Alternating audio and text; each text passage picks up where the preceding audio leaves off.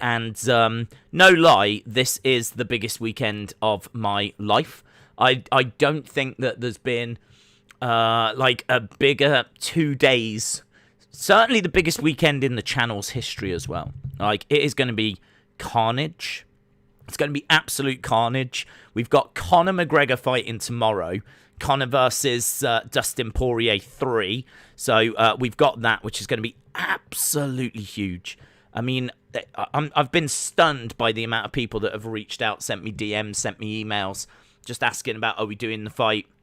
Who do we think's going to win? And just wanting to have a conversation about it. I know that Dana said that it's got the most pre-buys of any UFC show ever. Or, like, it's incredible numbers. He says that it's on track to be record-breaking. I don't know that it will break the record of Conor and Khabib, but I do think it will be right up there. But, I mean, I expect this to be bigger than the second one, because, obviously, you know, no one expected Poirier. I think maybe some of the UFC casual fans didn't expect Poirier to win. So when he won, like, all of a sudden now people know that this guy can beat Conor. So all the casual Conor fans, and not all of them are. If you're a Conor fan, that doesn't mean you're casual. I'm just saying there's a lot of people that only watch for Conor. But a lot of those fans, all of a sudden, they now know who Dustin Poirier is. So, yeah, we've got massive show tomorrow. We will be starting probably even an hour before. We will probably start about an hour before the UFC even begins. Like, it's so big. I just want to get up and running. Want to make sure that, you know, thumbnails are fine and all that kind of drama. Make sure that we're up, we're running, we're good. No technical difficulties, blah, blah, blah, blah, blah. And, you know, just have a really good night. So I'm looking at a long stream, very long stream, tomorrow night. And then, of course, just the small matter of England trying to win the Euros on Sunday. Just the tiny matter that the biggest football match that I've ever seen takes place on Sunday. So, you know, just these little small details that this is just like the biggest weekend of my life. And it all starts tonight with Smackdown. So I am looking forward to Smackdown, actually. I think the preview looks all right. Obviously, with Money in the Bank, people are trying to earn their spots, earn their places. We've got to talk about Bayley. We probably need to just quickly mention John Cena. We probably need to talk about what Stephanie was saying, because she's come out with some really interesting stuff as well. And we need to preview the show. And I'm sure you lot have got lots of thoughts and theories and questions and musings and all of that kind of good stuff. But before we get to that, let's just quickly preview the show. Then I will jump into the chat. So Roman returns tonight. He wasn't around last week. You might remember that Edge took out Jimmy Uso. Jimmy is apparently backstage on the show. They might look to use him somehow. But honestly, like, it wouldn't surprise me if he gets suspended or, you know, something along those lines by WWE. Plus, he's pretty much written out anyway. So, I don't know. It's going to be interesting to see how they use Jimmy after that DUI. You know, he got arrested for drink driving. So, as far as I know, he can be used on TV, but there would be some backlash to that.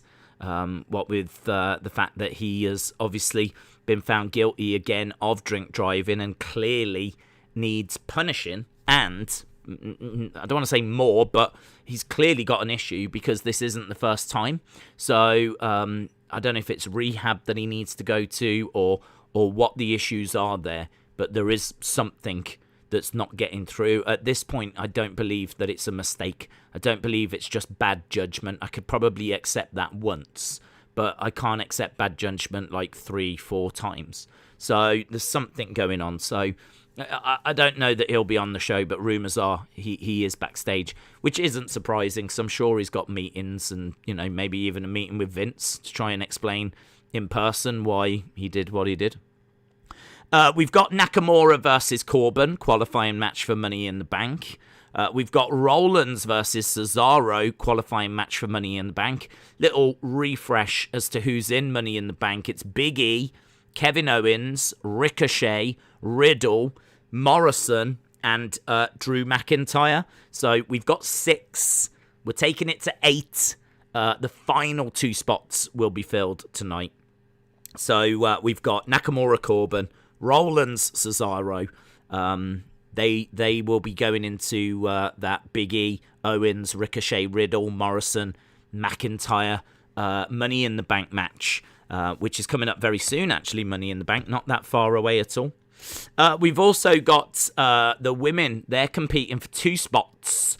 So, obviously, we expect Liv Morgan to get 1. There's a very good chance Liv Morgan is going to win Money in the Bank because she's been getting quite the spotlight.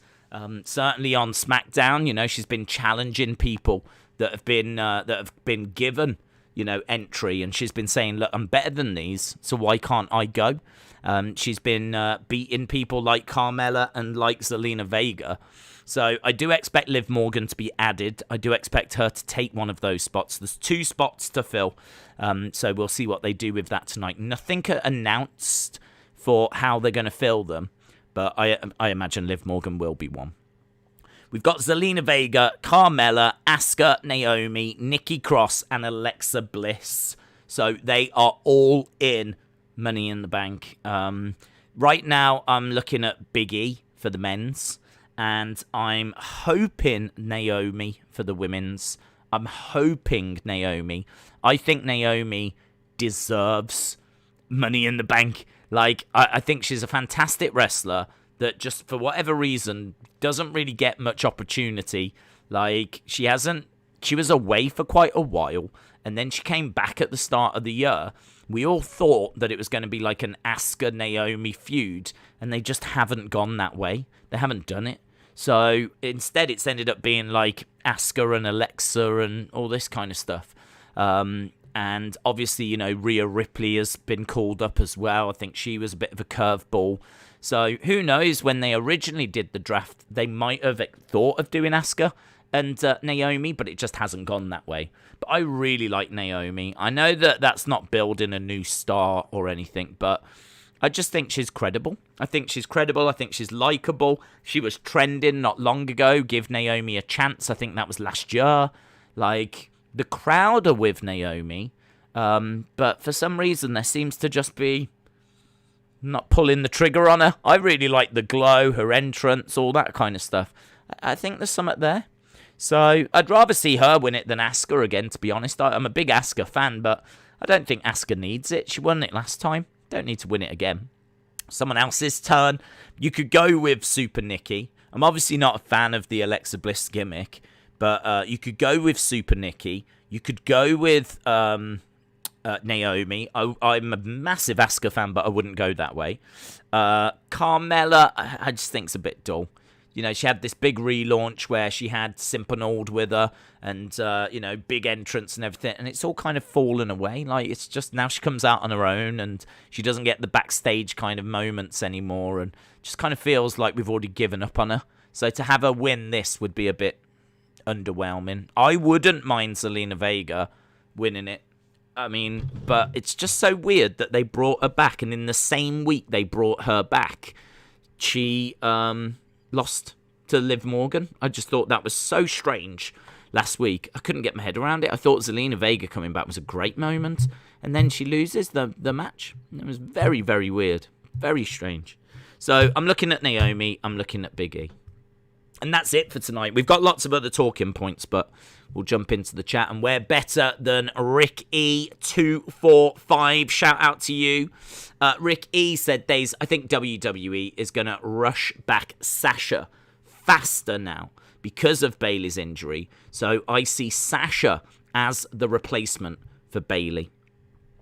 Could do. I mean, to be honest, I don't know when this happened.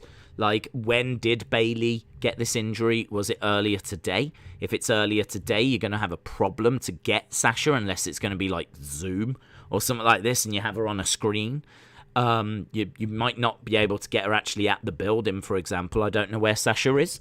So they said that the replacement would be announced tonight. Part of me, because of that, if this injury happened like earlier this week, then they've had time to sort this, and we might only be finding out about it now.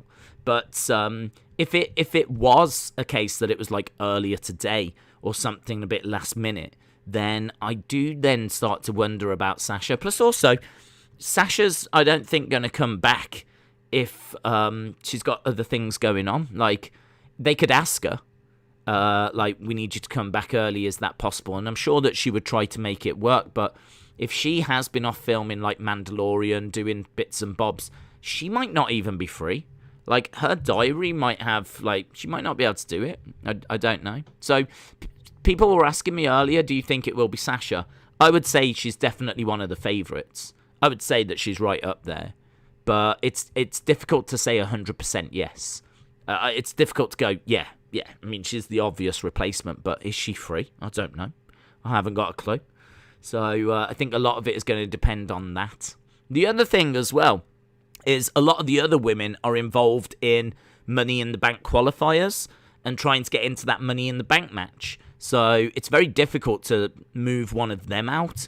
I mean, what you might be able to do is have a frustrated Liv Morgan who couldn't get into the Money in the Bank qualifying match, just go straight up and challenge Bianca Belair. Do you know what I mean? It might be a case that Liv Morgan decides, like, you know, I can't get into the Money in the Bank match, so I'll try you instead. I've been here, blah, blah, blah. You're meant to be a fighting champion. I know you'll want to defend it. I've never had an opportunity at it. I've beaten 2 people that are in the Money in the Bank qualifying match. I've showed that I deserve to be hanging at the top table. So give me that opportunity. And then we could end up with Liv Morgan versus Bianca Belair. That's if, obviously, you can't get Sasha. Sasha's a bigger name. Sasha would make a lot more sense. But would I be that surprised if it was Liv? No. Can't say I would. Because she seems to be getting a bit of a push at the moment. But if the plan is for Liv to win Money in the Bank, then it can't be Liv. Whoever's meant to win Money in the Bank can't face for the title at Money in the Bank as well. Unless they're going to do double duty, but that's highly unlikely. So, yeah, it's hard to put your finger on who it's going to be. But the reason we'll talk about this, I probably should mention it, but the reason we'll talk about it is Bayley is injured and WWE announced it. Now, they did also announce that Charlotte was injured, and then that turned out to be it turned out to be a story. This time, though, they're saying that Bayley was injured in training and will be out for 9 months. So they're saying that Bayley is out for a certain period of time, like she's out. Don't think that like she's coming back this week or next week. Like, we know that she's out for 9 months. So the fact they said 9 months, I think, makes it more real.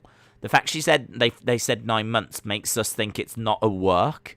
And also the fact they said that tonight a replacement will be announced also makes you think this isn't a work. So, but the Charlotte one, when you looked at it, like, Charlotte's injured, she'll give a medical update on the show. Well, if she's injured, why is she on the show? Kind of thing, you know? I mean, if it's just an injury and she's out for a little while, why is she on the show? So straight away you looked at that one and went, it's a work. But this Bayley one, it doesn't feel that way. Could be. I mean, why not? You never rule anything out. But the fact they're getting a replacement and that they've said Bayley's out for this long certainly makes you think that it's genuine. So, and it's being reported by everyone as genuine, and I believe it to be genuine as well. So, yeah, just a real shame that Bayley is out. Anna, shout out to you, said, I would love to see Liv get into Sonya's face while she's making an announcement demanding a spot. Then Sonya announces herself in the match. I mean, you could do that. You could do that. That would be really cool. And then maybe Liv is free to go for the title now that this opportunity has opened itself up. I mean, my feelings on Liv just haven't changed. I haven't seen her do anything. She's won a couple of matches. and, deserves to go into... there's no reason why Liv can't win a qualifying match and go in Money in the Bank, right? There's no reason at all. So the fact they're making such a big deal out of Liv not being allowed in suggests that they've got big plans for her. Plus also, they let go Ruby Riott and Sarah Logan, but they kept her. So again, suggests they see something in Liv. So I think Liv's got a bright future. I just want to see her win some matches. I want to see her achieve some, she's got like this potential, and I just want to see her go off and show, this is what I'm about, this is what I can do, kind of a thing. So, yeah, I'd be down for that as well, Anna. I think you will see Liv come out tonight and ask again, of course. And that'd be really cool. Apparently Sonya is on her way back as well. So it'd be very, very interesting to see Sonya do that, because there's a lot of reports that Sonya is on her way back and might be competing as an active superstar again soon. So food for thought, that one. Food for thought as to who the next couple of people in the Money in the Bank could be. Robin said, have a look at WrestleVote's Twitter. Robin, what have they said, bud? What have they said? Take the glory, Robin. Take the glory.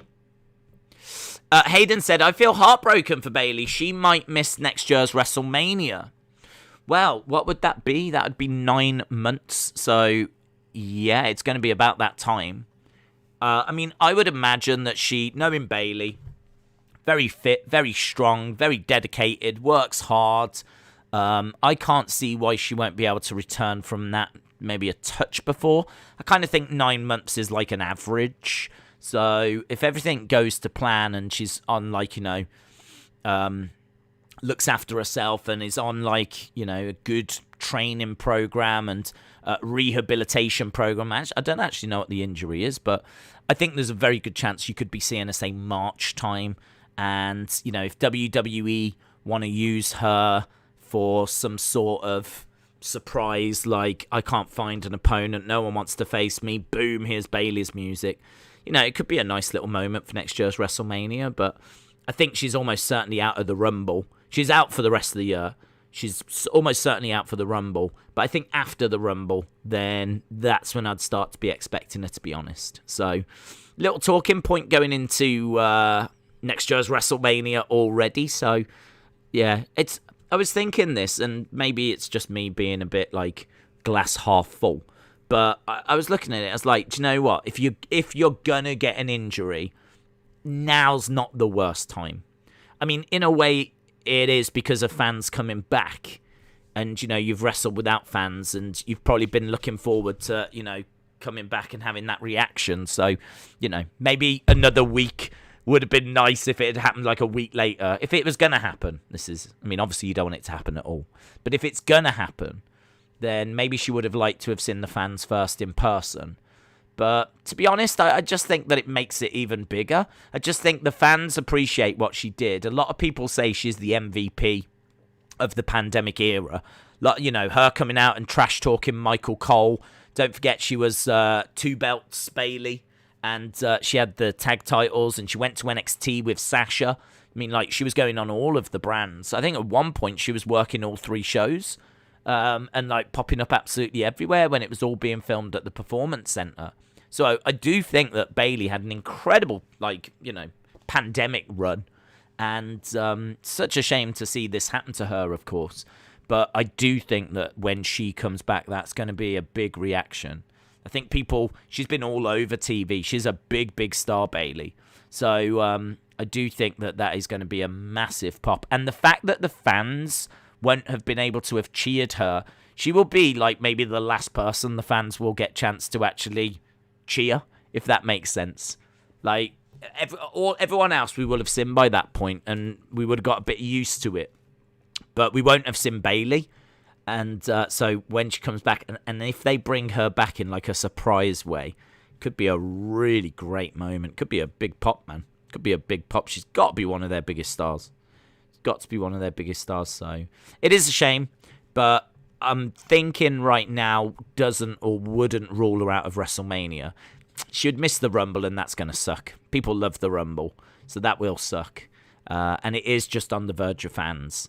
But it's WrestleMania. WrestleMania's the one, isn't it? It's all about WrestleMania, really. If you're a WWE superstar, you don't want to miss WrestleMania.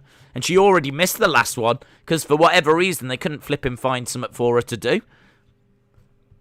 So, I mean, she was still there, but it's not the same, is it? So, yeah, I hear you. It is definitely a disappointment. It is definitely a disappointment, but could be worse. Imagine if it happened, like, just before WrestleMania. Imagine if this was, like, a week before or something like that. Oh, my God. It'd be heartbreaking.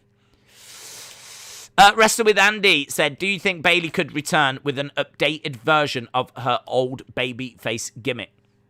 I don't...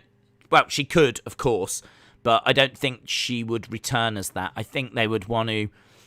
They would probably bring her back as, like, the heel. Like, if they were going to bring her back as a babyface, you would bring her back as a heel, looking as a heel, but running down to the ring and saving the babyface. And then Bayley, you know, does something with her hair, and then the ponytail comes back. Or something like this, you know, or ties her hair up and she's got, like, is it still a ponytail if it's up, or a pigtail or something? So, like, you know, she could, like, get into the ring and put that back in. Maybe take that off and it's got the hug me thing. Do you know what I mean? I kind of feel... Do you remember when Sasha came back? Sasha came back as a face and then turned heel and took off the purple wig to reveal the blue hair. That was a great moment. And I think you'd probably... If I was booking Bayley, I'd look to do the same. I'd bring Bayley back as the heel, have a run down. People are cheering and like, oh, it's Bayley. Bayley's back. Gets into the ring. You don't quite know what she's going to do, but then she saves the baby face, say Bianca maybe, saves Bianca, and everyone's like, well, is she face? And then she has to do something to show that she is face. And, you know, putting the hair up back into the thing and taking that off where you've got the hug me t-shirt. That'd be class, man. That'd be really, really good. The only thing I would say is I love her as a heel. So, personally, I wouldn't be looking for her to... I was just thinking then as well, like, if there was a way they could hide the wacky inflatable men. You know, like how, like, The Undertaker used to do the pose like that, and, like, you know, or like, Kane would do this and the fire would go off. Like, could you imagine if, like, Bayley came back as a face, and she just, like, throws over to the stage, and these wacky inflatable men just explode up? That would be such a great moment. That would be an amazing moment of Bayley just like, she's put her hair up, she's got the hug me shirt, and she just goes like this. And the wacky inflated, they've got to do that at some point. There's got to be some point when she turns face that they've got to bring them back in. That would be so much fun. But I have really enjoyed her as a heel. I think that she's a great talent that can do being a heel or being a face. She can work as both. She can work as both. I remember saying in an old video about 5 years ago now, I was like, this is the next John Cena. I really felt that Bayley was the next John Cena, because I was like, she is so popular with all age groups. Like, she's got the kids right where she wants them. Like, Izzy was around, you know. I think Izzy is still around, but obviously she was a kid then. So you could see that her connection with the kids. Adults loved her because she was a great wrestler. I mean, she could go in the ring. You know, she had that just all the ages ticked off. She really appealed to absolutely everyone.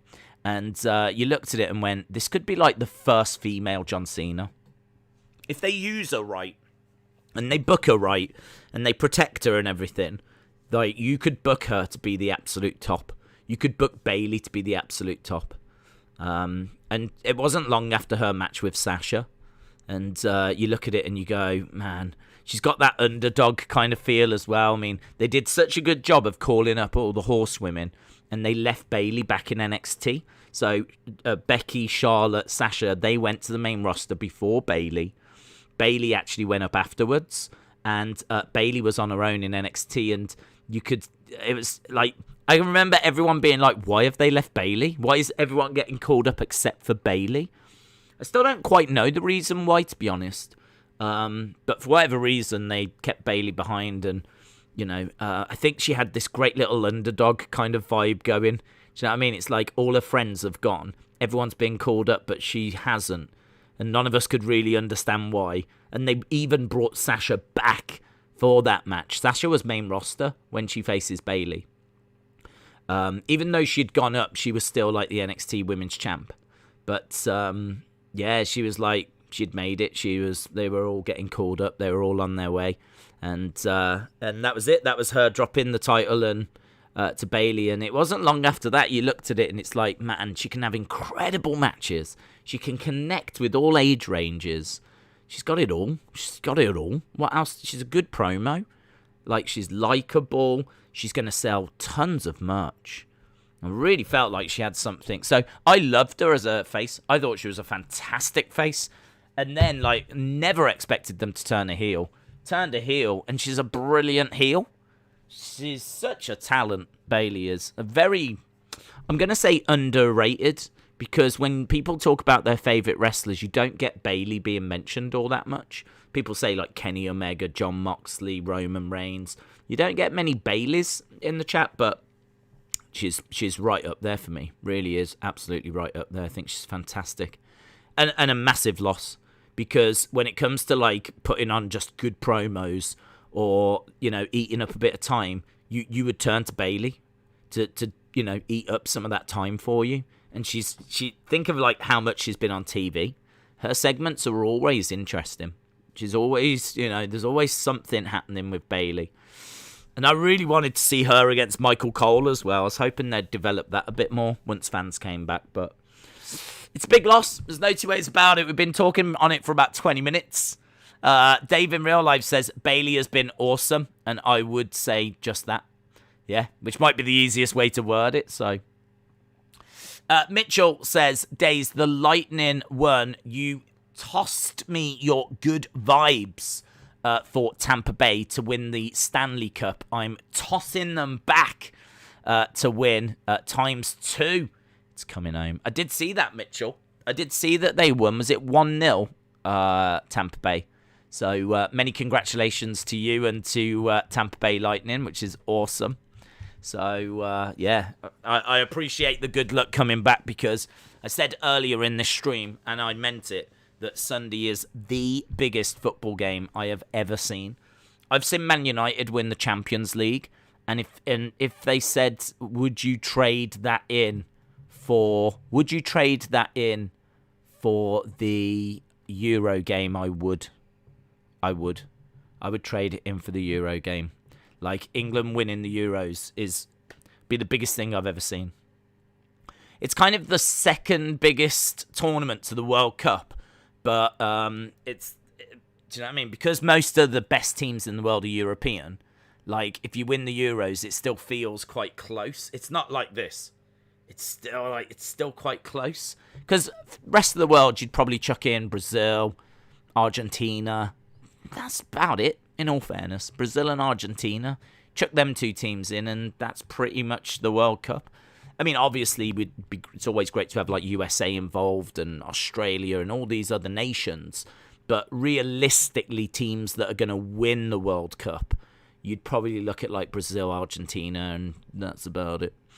But there's always teams that can go on a good run, and I think the USA has, you know, put a little decent side together now. So we'll see. World Cup next year, we'll find out. But super excited. Super excited for it. Days, will you be live for the trilogy fight tomorrow? Yes, boom.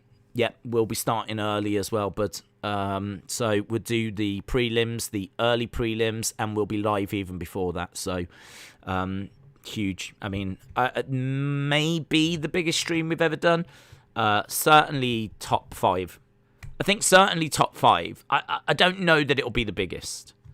Conor versus Khabib was immense. But so I'm not sure it'll be the biggest, but I do expect it to be right up there. So huge, mate. Really looking forward to it. So much to talk about.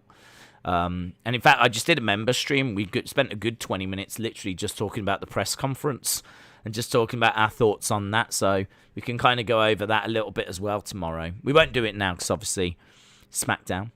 But yeah, we'll cover a lot tomorrow. So, yeah, Bayley out for 9 months. The other news, Meltzer says that Cena is looking good for coming back and having that SummerSlam match. So Cena versus Roman looks like it's okay. There's obviously a bit of concern because Cena has accepted a movie role, and that has now got people concerned that he might not be around for SummerSlam, but Meltzer's reporting that it's good. It's looking like it's locked in, and so we should be fine for that. Apparently, Cena's going to be able to make both work somehow. I don't know if like one's at the start, one's at the end, or how it's going to work, but it looks like it's going to work. And we still need to talk about Steph. We still need to talk about Steph because she said some really interesting stuff. Stephanie McMahon has said some really interesting stuff that we need to talk about, so we will get to that in a second. Mitchell said, let's go Poirier. Ready to see those ESPN sunburns. I should imagine they're going to be bright red. They'll be like looking something out of some nuclear disaster, I'd imagine. They'll be like looking like something out of Marvel.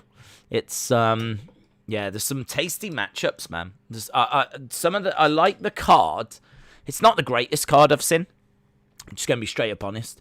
It's not the greatest card I've seen, but there's some matchups there that I really do like the look of. I really like the co-main event, you know. I really like Wonderboy. I'm a big Thompson fan, and I think that he is someone that gets overlooked a little bit. Like, he is very, very impressive. Very, very impressive with his striking, and him taking on Gilbert Burns, I think, will be a fantastic co-main event. You don't need, like, you know, we've seen a lot of, like, 2 title matches, 3 title matches on the same show. Like, they really tried to stack the title matches on to, you know, get people to buy the pay-per-views and whatnot. But obviously this doesn't need it. Like, McGregor sorts that out for you. So McGregor-Poirier is the main event, but the co-main event, very, very interesting. Gilbert Burns obviously coming off that loss against Usman, taking on Wonderboy Thompson. This is 2 of the absolute best in that welterweight division going up against each other, and I'm so interested to see who wins that. So it's gonna be good, man. So Mitchell, shout out to you, bud. Wilder Fury trilogy off. Any replacement in place? I haven't heard that announced. Are you telling me that that's confirmed? Because I haven't seen that confirmed. I heard that, let's have a little look. I've seen rumours, but I haven't seen it confirmed that the Wilder thing... No, I mean, look, it's not on BBC. BBC would have it as one of their major stories if the Wilder fight had been cancelled. Wilder Fury, so... Still, unless it's just breaking through.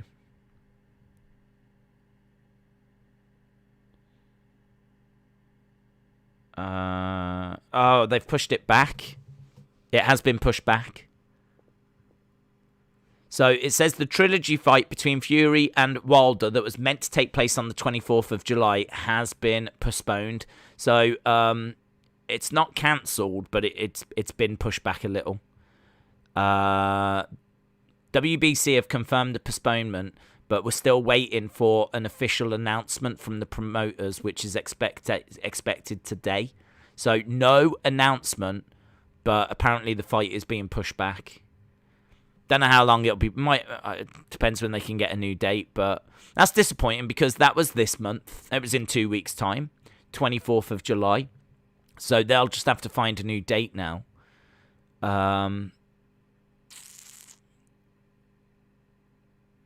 Fury unbeaten, ambitious hearing, blah, blah, blah, blah. That's interesting. So, yeah, that's interesting. I hadn't heard. I'd heard that COVID had hit the camps and had hit the build, but I hadn't heard about it being postponed. Certainly not cancelled. But, yeah, BBC, you're right. BBC saying that it has been just pushed back. Going Ghost says, what's up, Days? Hope you are well. Smackdown is the start of a stacked weekend. Completely agree. Smackdown, UFC, Euro finals, NBA finals. I saw the Suns are 2-0 up, which is cool. I hope the Suns win. No shade on the Bucks. I just don't know anything about them. I can't even remember them. Like, if the Bucks were around when NBA Jam was out, they were never a team I played with or took much notice. I think, to be perfectly honest, and if there are any Bucks fans, don't take offense to this, I think the name's a bit boring. I think that's part of the problem. Like, when you've got, like, when you're a kid and you've got, like, the Houston Rockets and the Toronto Raptors and the Chicago Bulls, but the thing with the Bulls is they had Jordan, Pippen. They were the team everyone knew, right? And you looked at those. I just kind of think Milwaukee Bucks didn't grab me, and I didn't know any of their players when I was younger, so I didn't really pay any attention to them as a team. So they've always been a team that I've never really took much notice of. Phoenix Suns always interested me because their uniforms, their kit was purple, and it had like this massive basketball, I think, or was it a sun? Can't remember if it was a basketball or a sun that was like... I love the old basketball shirts, you see, where it's got like the massive logos. I had a Toronto Raptors one that had the big raptor here. Now it's just the name, which sucks. Boring. You're boring, NBA. Yeah. But when it had the big logos, I thought it was really cool.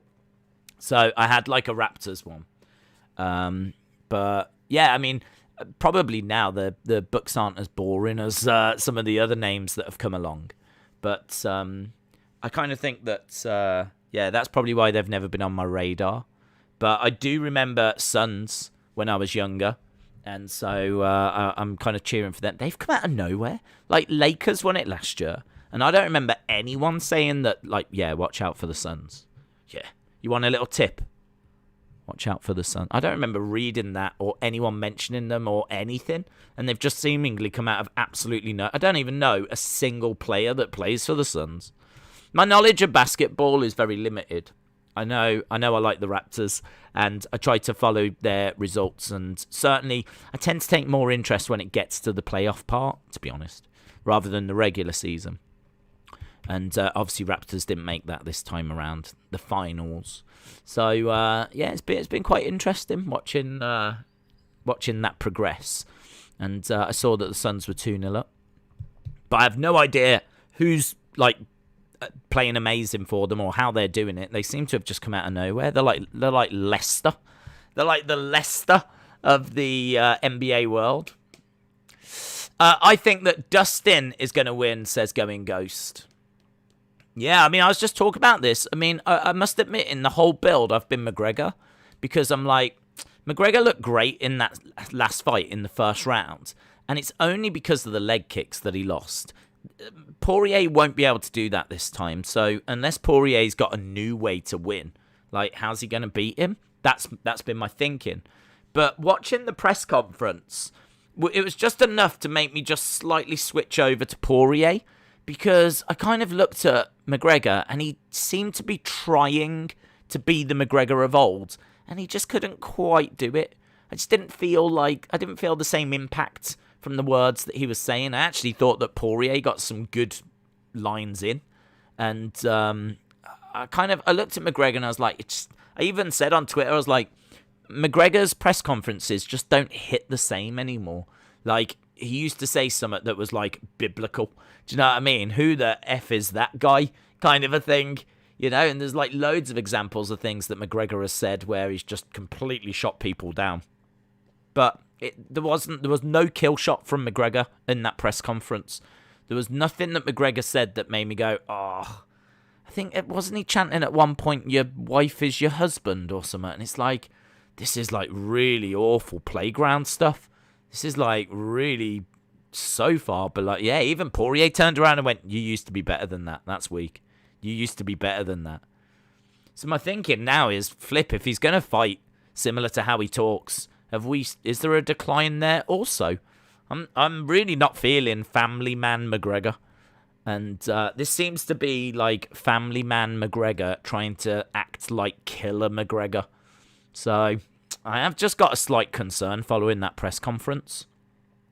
So it's so close, though. I think both are great fighters. If the fight ends early, McGregor wins. If the fight ends late, Poirier wins.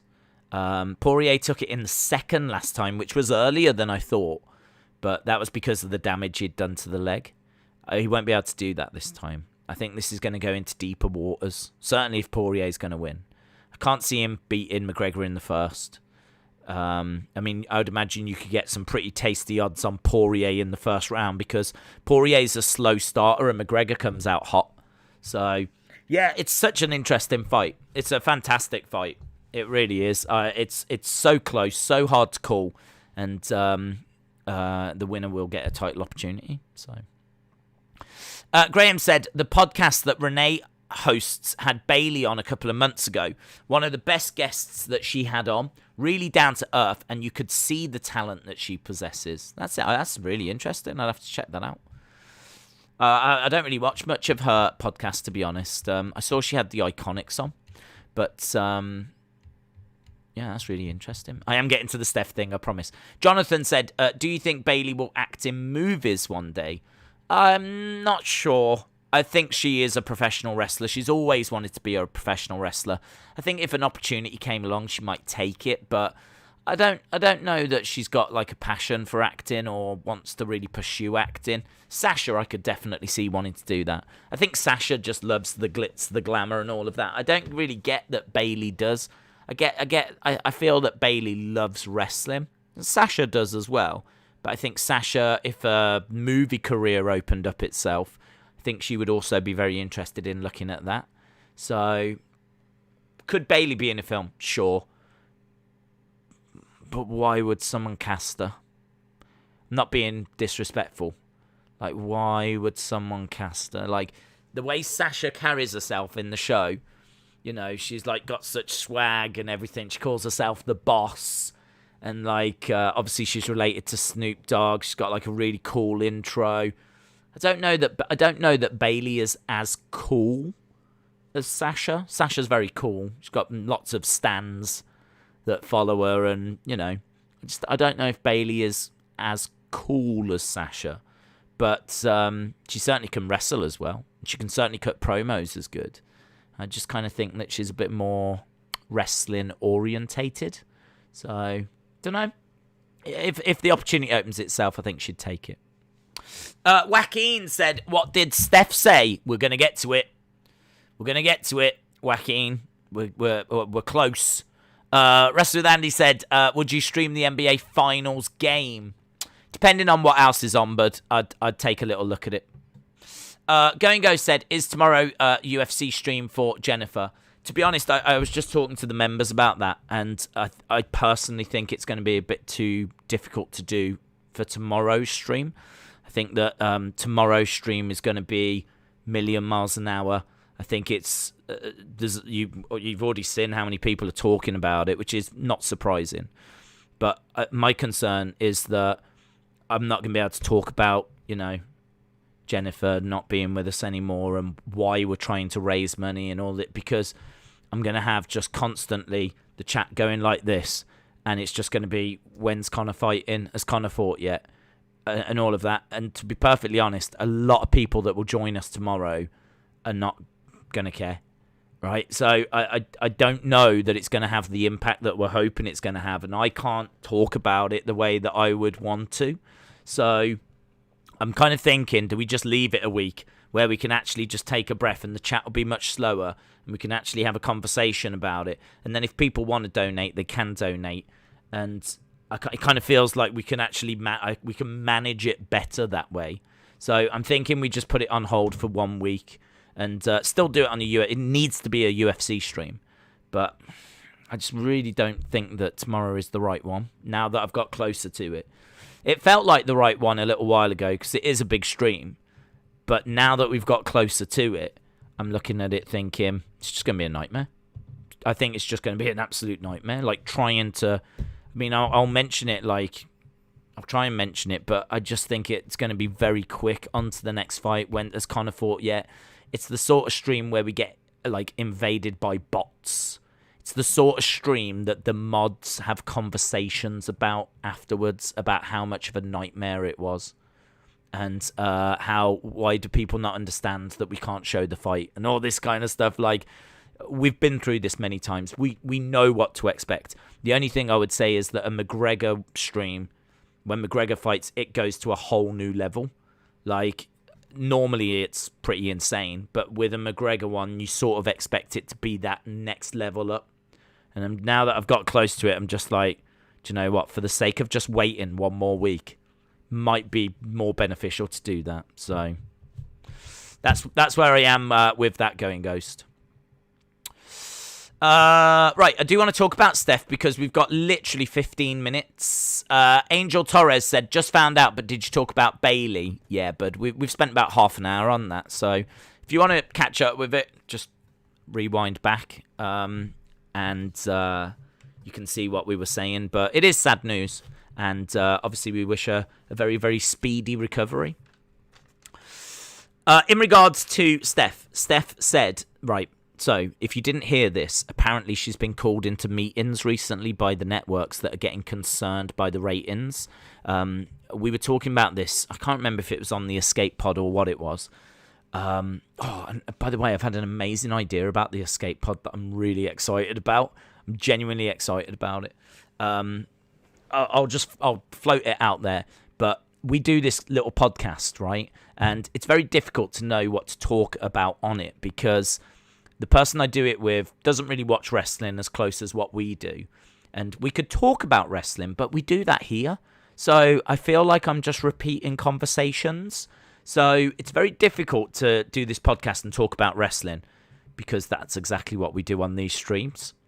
So we've started talking about like anything and everything over there, and we've gone down some pretty wacky roads. And it's awesome. If you've never seen the Escape Pod, I think people would enjoy it because all I get is people going, "Oh my god, I just watched it. It's so much fun." Because that's exactly what we try to do. We literally just try to have a laugh. And we just try to have fun. So if you've never seen it, I think you'd enjoy it. But it suddenly dawned on me. I was like, so what? Like last night, I was like, I wonder. Next week we're talking video games. So if you're a fan of video games, next week's is going to be good. It's every Thursday over on the Wrestling Escape Pod channel. So next week we're talking video games. But it dawned on me, why don't we do the whole alphabet? Why don't we do every episode on a letter? And the whole episode is just based on things that start with that letter. I think that'd be amazing. So you start with A, and all you can talk about are things that begin with A. And, like, you know, you just go through, like, alligators and anteaters and aniseed and I don't know, whatever else, adverts. Just, like, literally bring up a load of words that begin with A, have a look and, like, just go down. And, I mean, there's so many stories and things that have happened to me, and I'm sure Tommy's the same, and I'm sure everyone else is the same as well, that, you know, you could easily just unlock some stories that you would never quite get to. Do you know what I mean? Or some memories that you would never unlock normally. I love the idea of doing a different episode on a different letter, and all of the everything in there is done on that letter.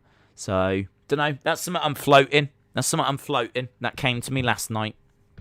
So, anyway, long story short, Steph has been called into meetings with the networks, and I was talking about this on the Escape Pod, and I was saying, like, you know, this is bad because Raw's gone down to 1.4 now.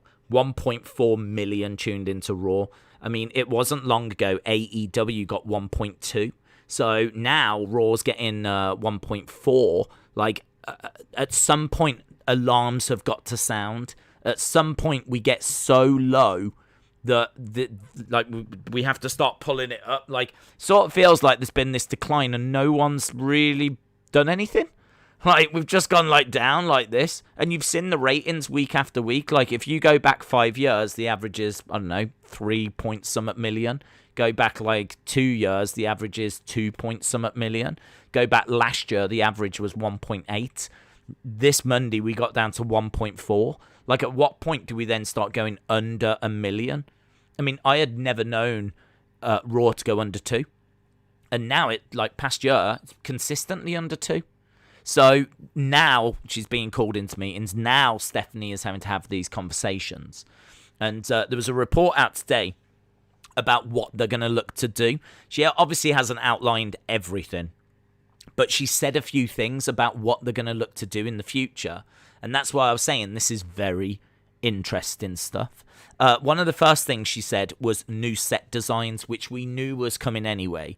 So new set designs for Raw and SmackDown. I must admit, the ones they had before the pandemic I thought was a bit underwhelming. You had that kind of curved, you know, it's like this big wall that curved down. It was kind of cool at first when you first saw it and you started thinking like, oh, what could they do with that? But you very quickly came to realize that once someone's like run up it, and like we saw Owens run up it, and once someone's kind of been slammed on it and they've like slid down, like there's not really much you can do with it. It's great for like a Street Profits entrance where you've got like the whole backdrop of like a city and that goes down and the ground is like the floor. Like you can really make it out to, you know, because it's just one big screen, you could do like lots of stuff there with it. But I don't know, it's not very iconic. Do you know what I mean? Like, you don't look back at it and think, oh, do you remember that? Oh, well, that was classic. Like, if you look at some of the old pay-per-views where they've got, like, you know what I mean, like, diggers and stuff that are there, or, you know, like the actual White House set up for, like, capital punishment, I think it was. Or, you know, like, when the Titantron first came in, and no one had seen a screen that size before, and you had the Titantron during, I think it was Raw is War, or probably the most iconic, the Fist. The Fist for SmackDown. I mean, the Fist is so iconic for SmackDown. This giant screen lacked all of that. It didn't have any of that. It had no personality. It didn't have anything that, like, you felt an emotional connection to. I want something like that. I want something that's going to be iconic, that you're going to look at, that's going to look really, really like, wow, that is cool. That actually looks really cool, looks really, like, special. Like, it defines this era. And I personally would want something like that. So I wasn't very impressed with the stages before. The SmackDown one was a bit better. You might remember that had, like, ribs. Had these, like, things that curved over and the wrestlers walked, like, through them. I thought that was kind of cool. Sort of reminded me just a little bit of, like, Backlash, you know, the swinging spikes for Backlash. Those spikes that, like, yeah, their sets used to be incredible. And they've just, like, they don't put any of that effort in anymore. I think it's all cost saving, to be honest. I think they're making tons of money and they just don't need to spend the money on, like, individual sets. But the product definitely suffers as a result. The other thing as well is, like, if you're paying for a pay-per-view, you expect, like, something for your money. Whereas now, you're not, are you? I mean, you're paying, what, $9.99 a month for Peacock and the network, so you don't need the special stuff. So I'm really interested to see what they come up with. I'm really interested to see what they come up with, because personally, if someone was to sit me down and say, what do you think the stages should be like? I would be saying that wrestling fans love the Fist. They love that big fist from SmackDown. I'm not saying go back to that, but what I'm saying is we need something that fans can have a bit of a connection with, that's going to define this era, rather than it just being like a giant screen. Because we've had a giant screen, the Titantron, before, and that was cool when it first came in. But, like, yes, you need big screens for the fans that are in attendance, but there's got to be something that do you know what I mean? Like, you want to go to watch Raw, and seeing the stage, the Raw stage, should be part of the experience. Like, there it is, look.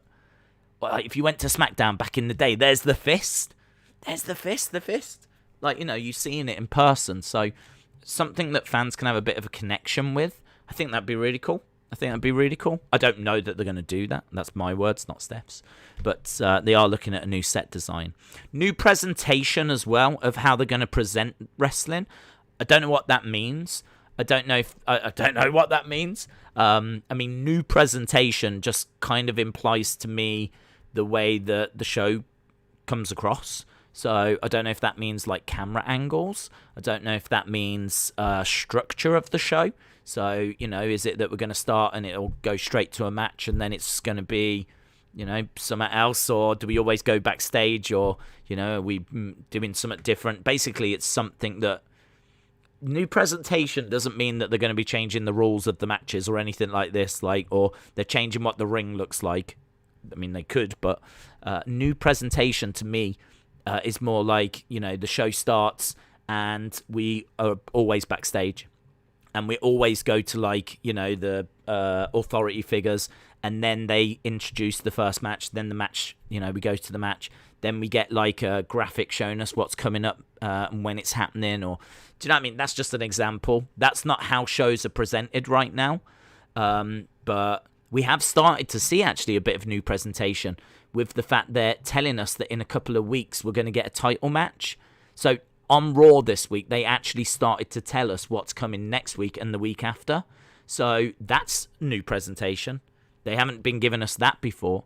So new presentation can mean literally changing anything is a bit of a new presentation. So that's a hard one. She needed to define that a bit more. She did actually go into a bit of a breakdown of it. So there's a few things that we can expect. First of all, different locations. And I think it was Harley that was talking about the fact that some matches might be filmed at like a gaming festival, which straight away makes you go, what? So we're not in an arena? We're not in like a pretty... Because I don't know about you, but every week, Raw and Smackdown might as well just be in the same place. Like, I know they have been, but even when we were on the road, every arena pretty much feels the same. Do you know what I mean? Like, the barricades are the same, the ring's the same. Seating is seating. The entrance stage is the same. There's no difference. Like, it's so sterile and generic and bland that, like, if you're just going around to arena, I don't care if you're in England, if you're in Canada, everywhere just feels the same. So if we do go to different locations, I mean, this is what we should be doing. This is why I love AEW using that tennis stadium. That tennis stadium's going to feel different. You know, the one in New York, that's going to feel different. So this is the kind of thing WWE should have been doing ages ago. Rather than just going to arenas all the time, mix it up with some other venues. Like, why are you always booking the same arenas that always feel the same? Like, you tune into a show and, you know, straight away things would feel fresh and different if you was in a different space and it didn't feel like you was in the same place every week. So, obviously, you know, there's no avoiding that during the pandemic, so I'm not criticising them for that. I'm saying before the pandemic, it felt like we were in the same place even though we weren't. So, different locations, loving that. Utilizing augmented reality. So they do this anyway. Do you remember at WrestleMania they had that giant like skeleton, that pirate skeleton, like over the top of the stand? Looked amazing. And also when wrestlers come out, you've got like graphics in the sky and everything, which looks amazing. I think that's great. I think it's, you know, it's a nice addition.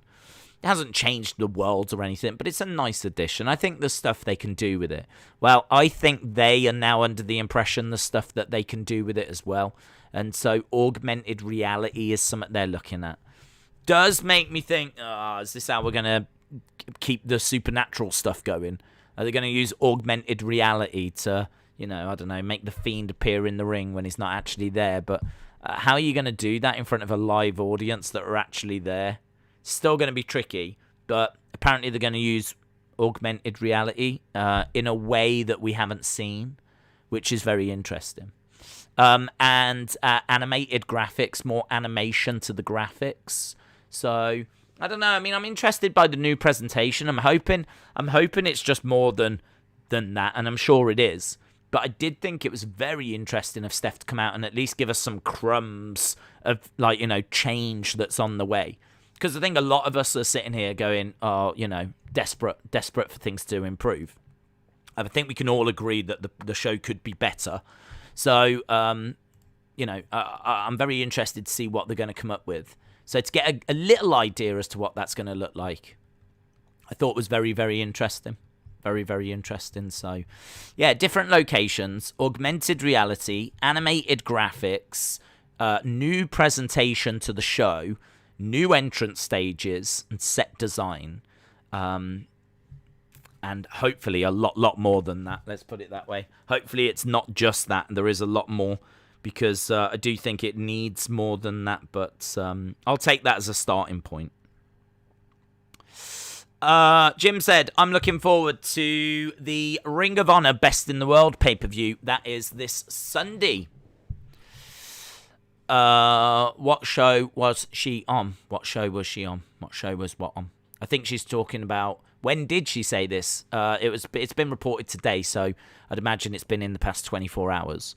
So, yeah, this isn't old. This is like, you can find her saying this and reports of her saying this today.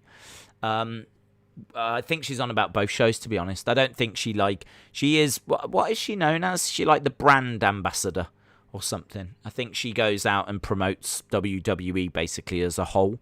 So she's not really affiliated to like Raw or SmackDown. She promotes WWE as a complete entity. So she's referring to both shows. Bianca Belair's new opponent will be an NXT call-up, says Alvin. Brony said, according to the WrestleVotes tweet, Bianca's new challenger will be an NXT call-up. Interesting. Well, let's find out. Is Bayley going to open the show? I don't think so. Mitchell said, Days, we all know WWE is going to change the set and call it a new era, and that's it. Honestly, I miss each pay-per-view getting its own set design. I think that's been a victim of the network, to be honest. I think since the network came along, we have seen a decline in pay-per-views, and the value of pay-per-views. We're starting to see now a lot of matches taking place on SmackDown and Raw that you would imagine would take place normally on a pay-per-view. So it's kind of spreading out the responsibility now. The pay-per-views outside of the big four just are not really the be-all and end-all anymore. There's been a few recently that have felt like they've had a bit of a bad build, actually.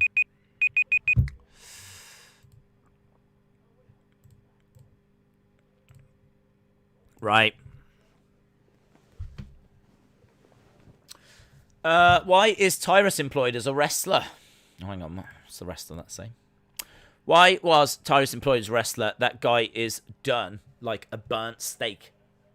NWA needs to cut him. Go said WWE relied on their reputation for too long. And now that something like AEW has come along, WWE is lost. And they don't know what to do.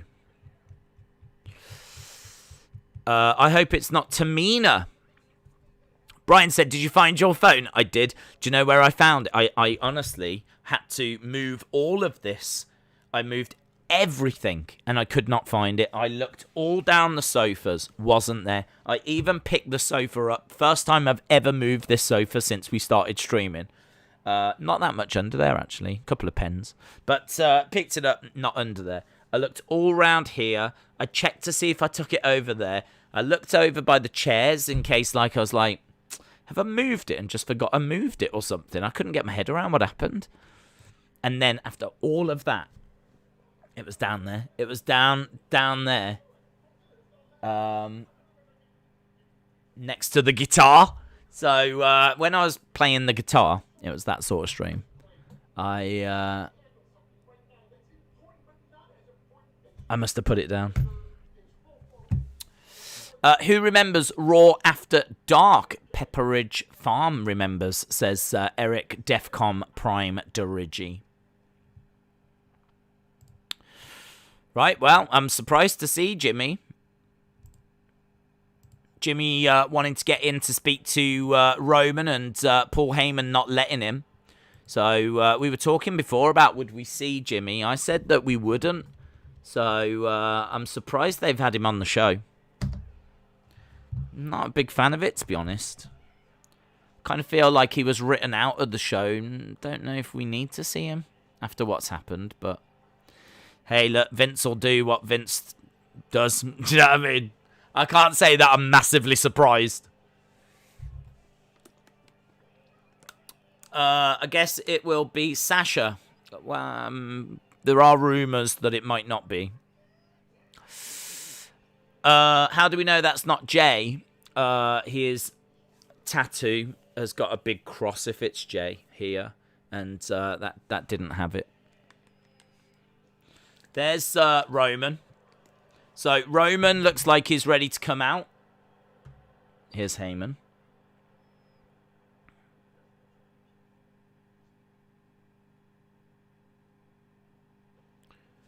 Right, so we're starting with Roman.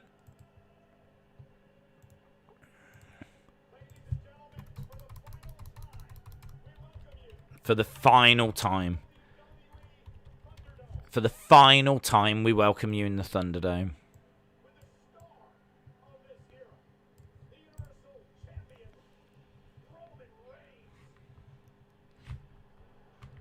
Dun, dun, dun, dun, dun, dun, dun, dun, dun, dun.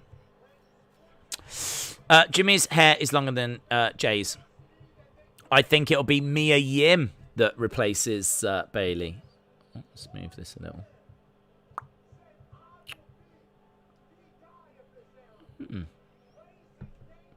Oh my god, this is... there we go. Is that it? No, it'll do. It'll do.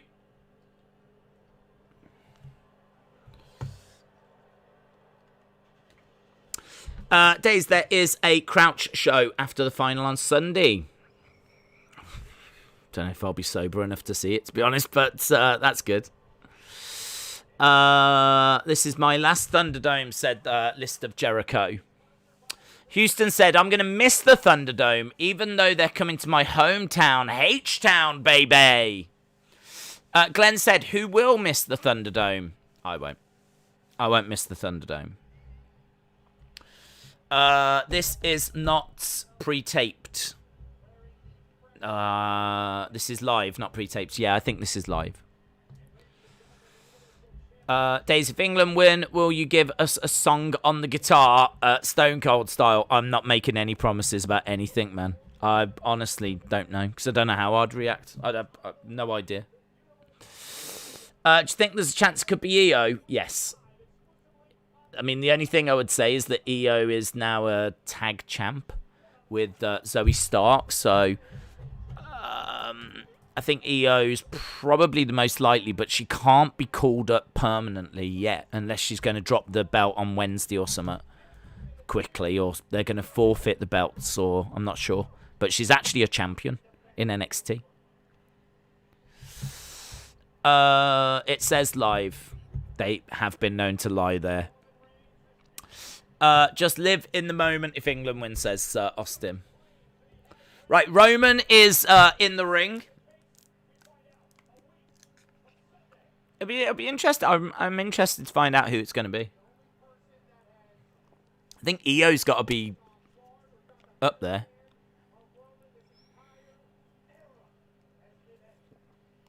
I mean, a call-up, who would it be? It can't be someone from the Way.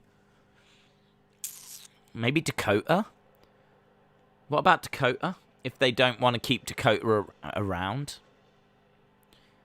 But I kind of feel like she's on a collision course with Raquel. It won't be Raquel. Tony? Do you think they'd want to pull the trigger on Tony? Might be that they're like, should we just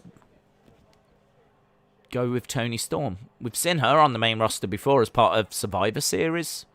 So it's not that out there. But it won't be Tegan, and it won't be Candice, and it won't be Indy. It won't be Zoe Stark. I think there's a Roman sucks chant. 8 minutes into the show. And Roman is finally in the ring, and we're about to get a promo. In all fairness, in that time, we did get Jimmy backstage with Paul Heyman. Heyman holding up the Blue Universal title.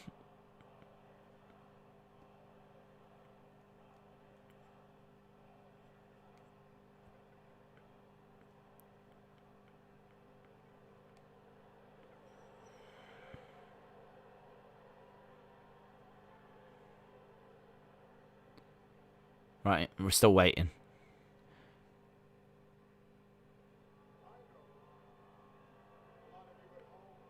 I know a lot of you at home. Didn't like the fact I wasn't present.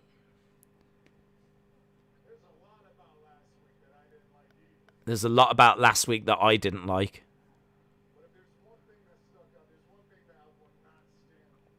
If there's one thing I won't stand for, that's a liar like Edge. Days, I snagged a Jax Magnus NWA title. Wow, very nice. Eric, shout out to you. Roman is the man, says Cecil. Do you remember Lana revealed that that was fake crowd noise? I still struggle to believe it.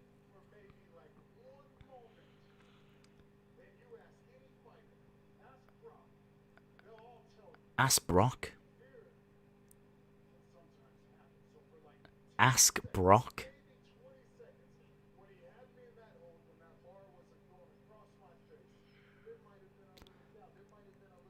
There might have been a little doubt. There might have been a little fear. But what did it do? It propelled me. I like this from Roman. Roman saying, yeah, you had me in that hold. And I might have had a bit of fear. But what did that fear do? It spurred me on. It drove me forward. I stacked him and pinned him. They're trolling Lesnar. You mentioned Brock, he did. Do you think Becky could return and face Bianca at Money in the Bank? No. I don't think so.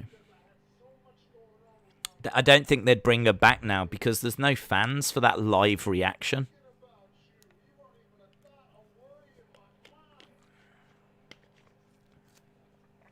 Good promo from Roman.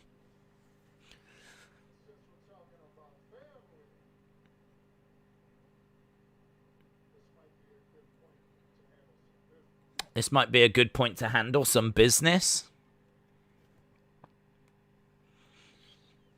Is he going to call out Jimmy? Doesn't need to. I'm very surprised that they're using Jimmy. It doesn't really feel right, to be honest.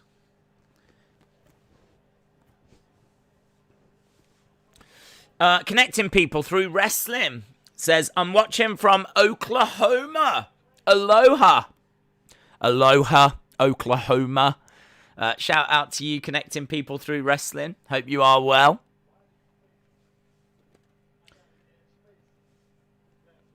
Here's Jimmy stepping into the ring. So it seems like we're just sort of acting like nothing's happened. Classic WWE. The classic WWE move. What do you mean? Arrested.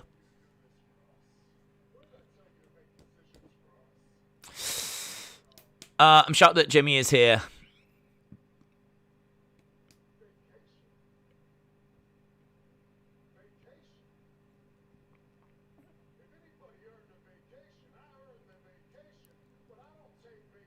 I don't take vacations.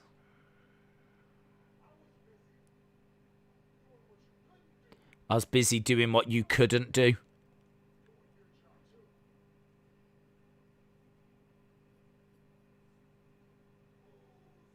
Oh.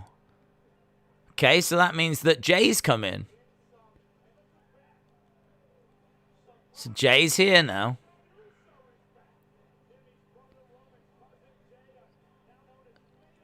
So Jay making his way down.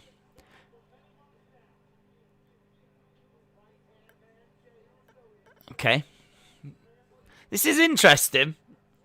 It's interesting. I mean, I'm not a fan of Jimmy being used after everything that's gone down. It kind of feels like there's an elephant in the room.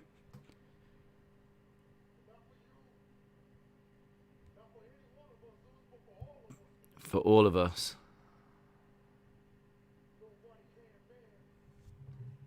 Your right-hand man is back.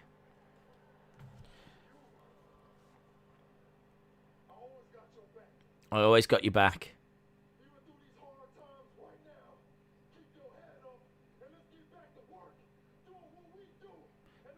Even during these hard times right now, keep your head up. Wow, there feels like some realism in the ring right there. Even during these hard times right now.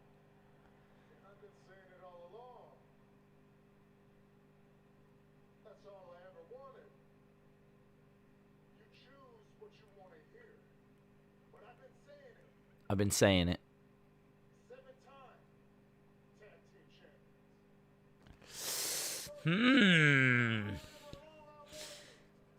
Seven-time tag team champs, yeah.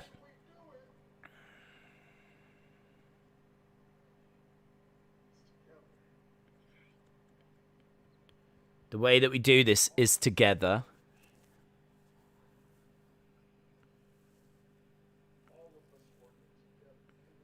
it's interesting, isn't it? I mean, I'm watching this. We're 15 minutes into this show, and they would struggle to put on anything that's as compelling. Like, I am watching it going, where is this leading? Like, Jimmy's back. Oh, they've just said this, and this is happening. And it is very interesting stuff. That Uso's coming in and Roman giving him a hug. All three of them in the ring, embracing.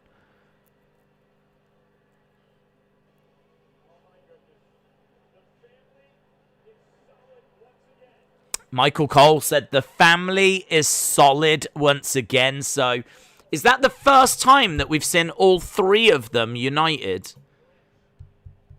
They've kind of been united at different points, and Jimmy went away and came back, and Jay went away, but now we're seeing all three of them together. Paul just chilling in the corner. Mitchell said, Usos, more like DUIs. Yeah, no, it was definitely an elephant in the room. It felt to me like a very real moment when Jay said to Jimmy, I've got you back, even now, during this hard time. I'm right there with you, kind of a thing. Obviously, in storyline, they're referring to him losing to Edge. In reality, I have to think it's more what happened with the DUI, but yeah, a couple of little talking points in there. Roman mentioning Brock out of nowhere is a little talking point. I think that line that we just spoke about's a talking point. Them using Jimmy at all is definitely a talking point. So, don't know. It's a compelling, gripping story, but I don't know that they should have used Jimmy. I don't know. Sad Corbin. Corbin's growing his hair. Lone Wolf, says Austin. Right, well, Corbin's making his way out. Corbin making his way down to the ring. No music. No entrance graphic.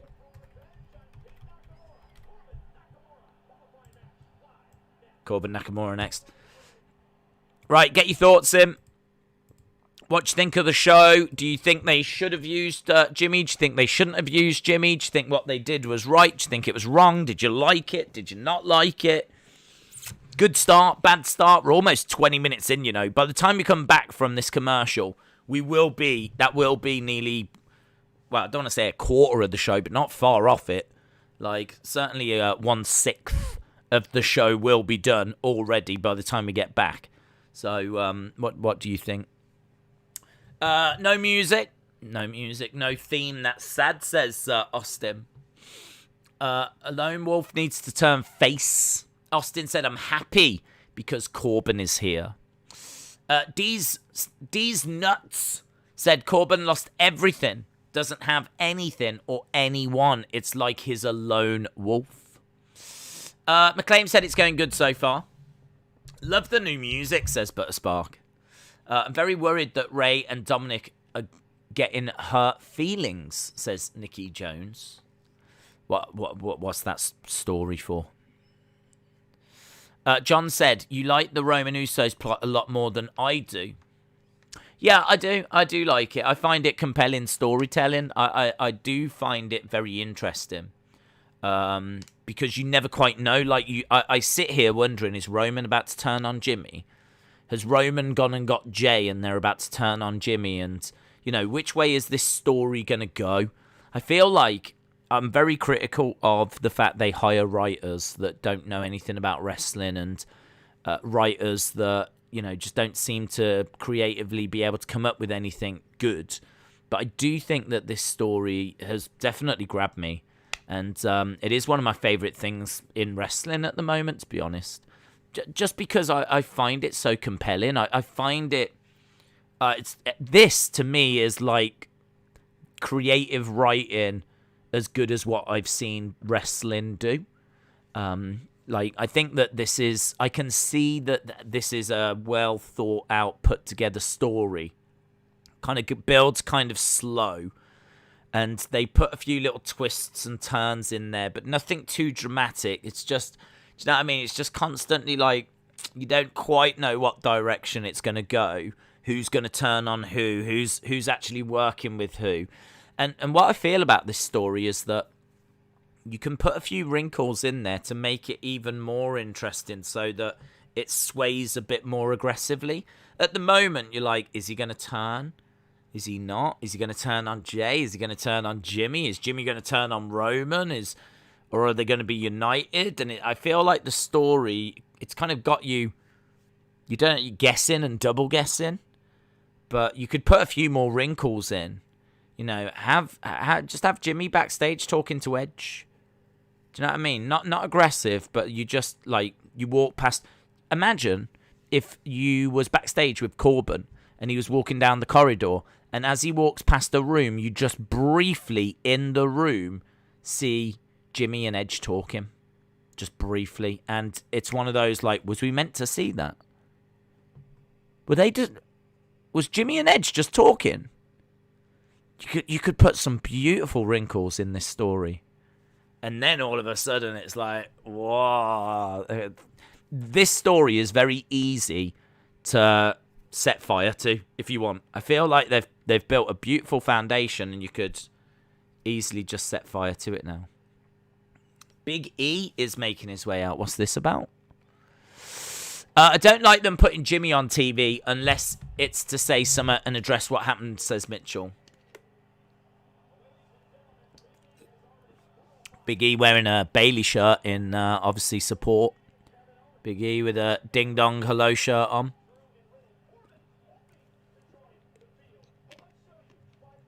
It's nice. It's a nice tribute.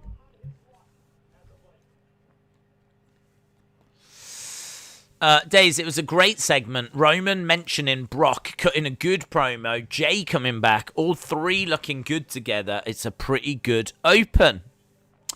Brian said, too much story, not enough wrestling. WWE is like a soap opera / circus. Roman's story might work better time-wise on Raw. Doesn't work for SmackDown. That's interesting. Heather says, one more attempt and then I quit. Heather, what are you attempting? Glenn said, Jimmy isn't in a good place with WWE. Make no mistake about that. He's in serious trouble. Might even be on borrowed time. He has a lot of making up to do. WWE hates bad publicity. Big E is bullying Corbin, says Clay. Eli Baker, shout out to you. Hope you are well. Ibrahim said, apparently Liv will replace. That's not what I've heard. Apparently, WrestleVotes is reporting something else.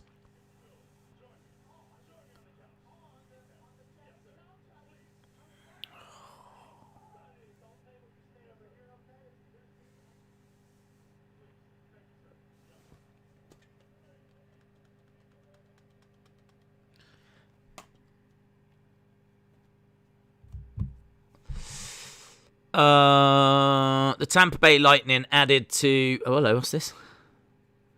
Earlier today, we've got... Is this Nakamura and Boogs?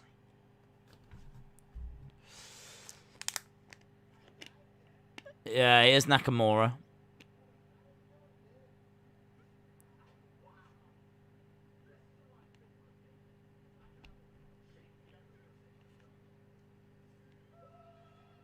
So is that Corbin's car? I think it is, isn't it? So what? They were driving Corbin's car. They've bought Corbin's car.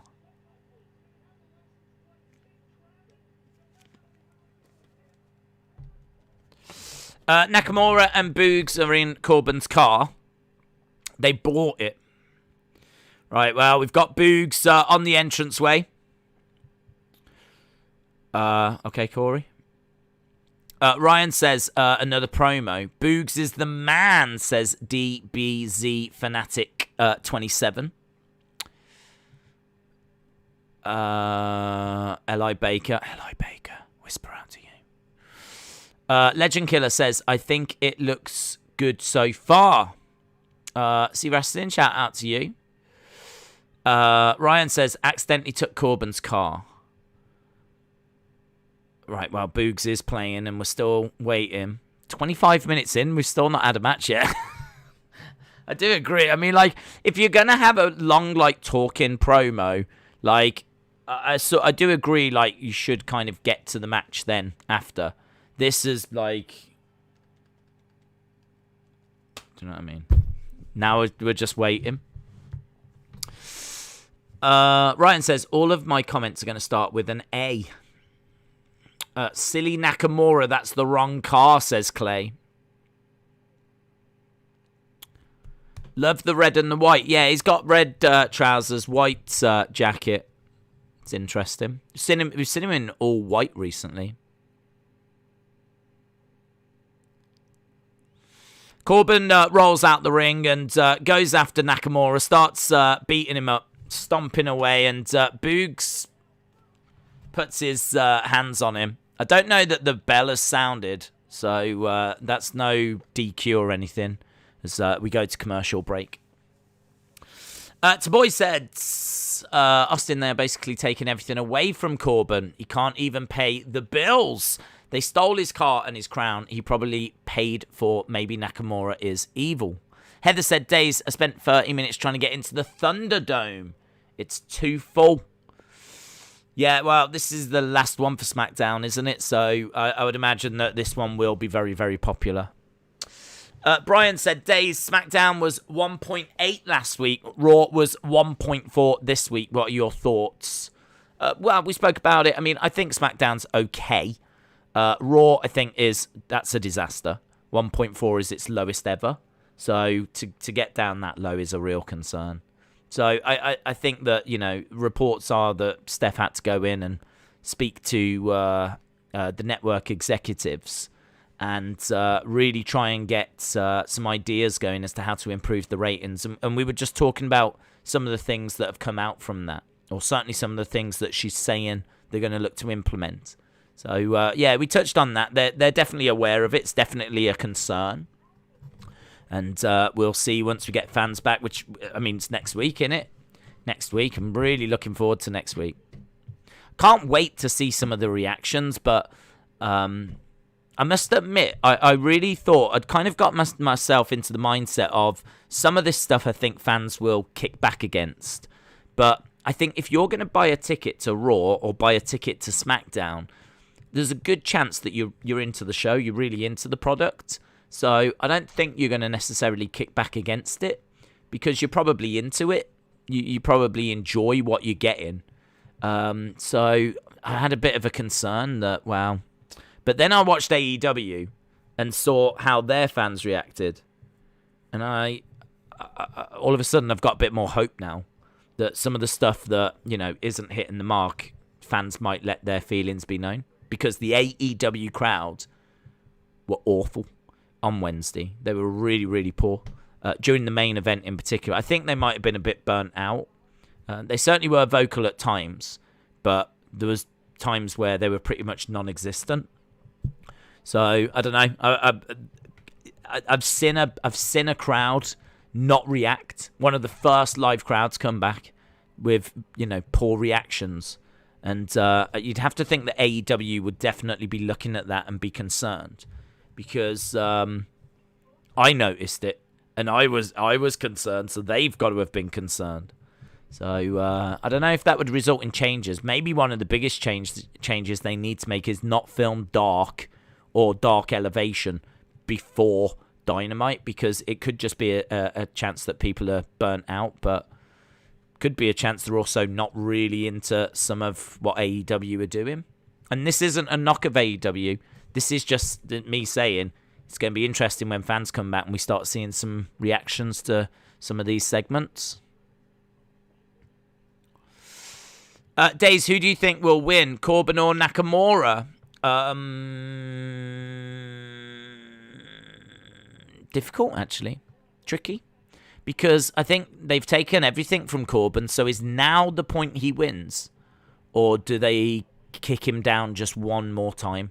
So a little bit torn as to how long they're going to keep this story going of him losing everything. So it could be that Corbin wins this one. Mitchell said, do you think the crowds can ruin stories? Cena mentioned he was happy Roman had got a chance to develop without a crowd because they can change so much. I think that WWE don't necessarily... don't necessarily listen to their crowds for big stories. I think when it comes to the big stuff, they don't tend to get involved with like the crowd reaction. It's gonna have to take something monumental to change Vince's mind. I mean, look at Cena.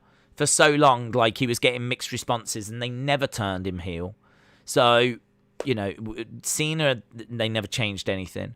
Roman, they did eventually, but how long did that take? It took years and years and years of, you know, how much more of a reaction can you get than, was it Royal Rumble 2015? When they even brought The Rock down to the ring to put Roman's arm up, and the crowd booed them out the building. The Rock was booed out the building because the fans, like, hated Roman and didn't want Roman to be, like, you know, the big star. And Vince, you know, still just kept going with that, still just kept going along the same road. Because he doesn't want to pander too much to the fans when it comes to the main event stuff. I think fans can definitely change some of the lower down stuff. I don't think that matters. I think if WWE are on the wrong track with something, then they will, you know, take that on board. But I think when it comes to the bigger stuff, I don't think that the fans have the biggest of voices. WWE will tell you that they do. Proof is sort of in the pudding, isn't it, really? Vince does what Vince wants to do, is the truth. And that is something that has frustrated wrestling fans for a long time. So, yeah, I mean, when they come back, I think they can make their voices heard. I think the fact the ratings have got down as low as they have now, that combined with fan reaction could definitely see some changes in direction. Cena was billed out of the building when he was on ECW. That's true. I feel like I did think that the Bayley injury was fake, but now that Big E has done that, I don't know. Proof is in the pudding. Never heard that one. Oh, what? Proof is in the pudding? Yeah, I mean, that's a famous saying. It might be an English saying. It's one of them things, actually, that you kind of say that you don't really think about. So I'm sure I must have used it before. But, yeah, it's an English saying. Proof is in the pudding. Is it chocolate pudding or vanilla pudding? Right, guys, we're not going to talk about what pudding it is because the proof's in there, right? It's not chocolate or vanilla. It's proof. It's proof flavoured. The proof is in the pudding. Corbin knocks down Boogs. Who do you think will have the first entrance next week? Will it be Edge or Roman? I would think Roman. Roman, so that when he comes down, everyone's booing. Well, it'd be interesting, actually. Will everyone boo? If I was there, I'd cheer. I think Roman's been the single best thing in wrestling, so if I was there, I'd be cheering him. I wouldn't be booing him. I'd be cheering away. Just like you guys say, twist their arm or from that ballpark. I never heard those either. James Kenny said, can you check what I tweeted? It's important. It's about my pet monkey. Yeah, I mean, the fact that you said it's important, it's about my pet monkey, like, those two sentences don't go together in my mind. Unless you've genuinely got a pet monkey and it's genuinely important. I'm gonna lean towards it's not important. I know you now. I know you, James. I know what you're up to. Sonny says, butterscotch pudding. Well, same to you. How dare you?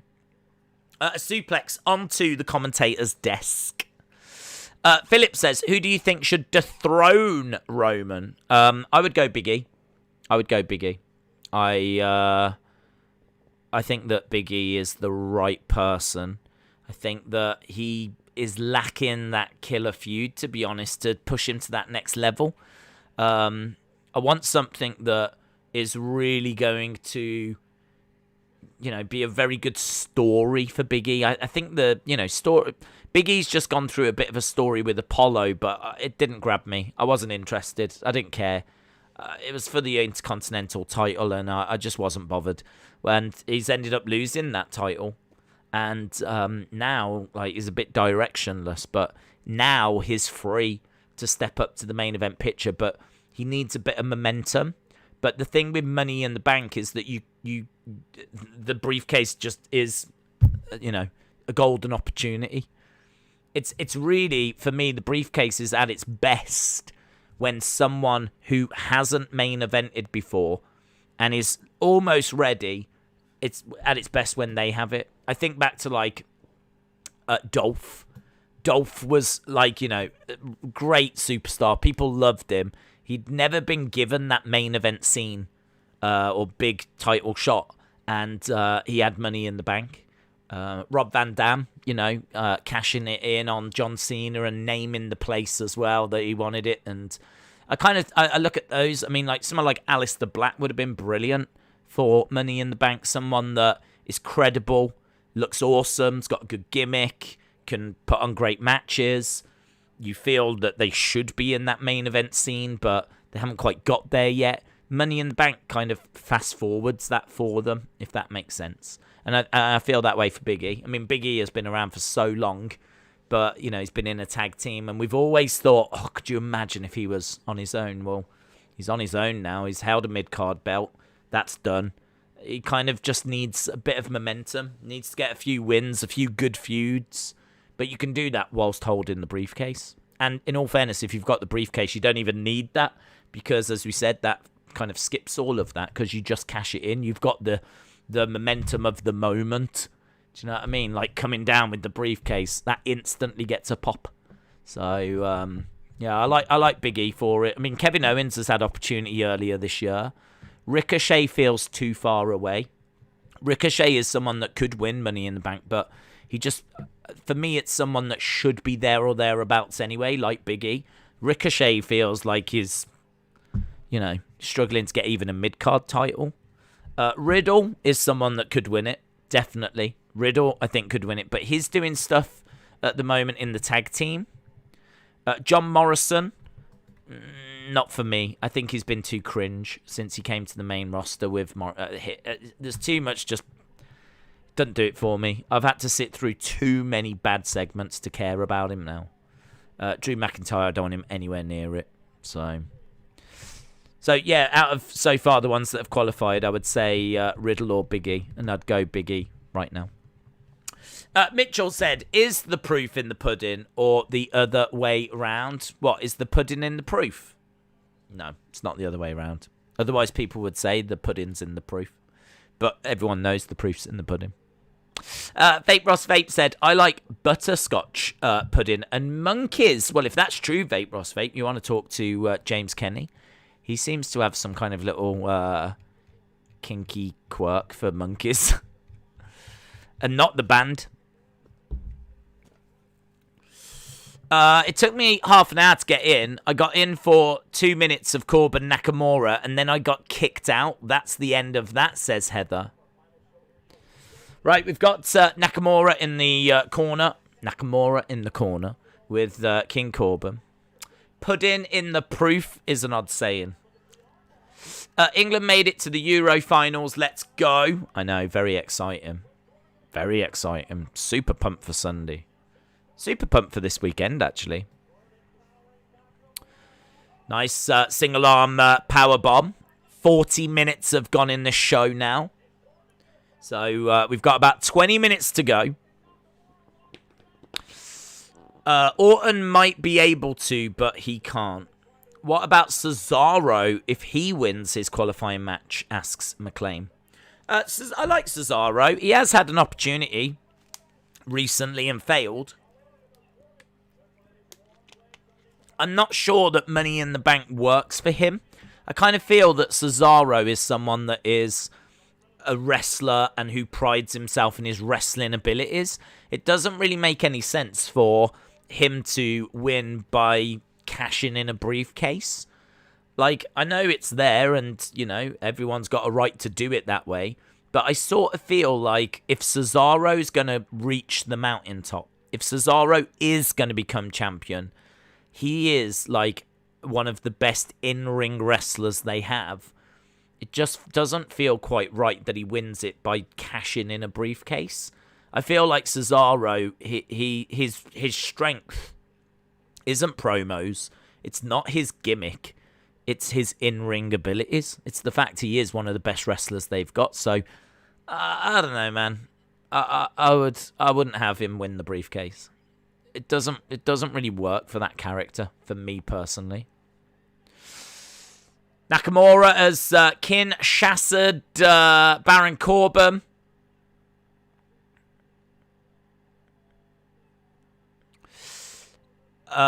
It would be good story if Riddle wins Money in the Bank, then Randy Orton becomes jealous and they feud all the way to WrestleMania, where Randy Orton becomes part of the main event. Nakamura wins. What a shock. Well, I was a little bit shocked. I didn't know if this is the point that they would have Corbin win, to be honest. I didn't know if now was the time. Of course, Nakamura wins. Sad. Ryan said, what is the point of giving Otis Money in the Bank last year? I think they thought that they had something big with Otis. I think one of the biggest talking points was, and maybe one of the moments that, like, engaged the WWE universe the most was the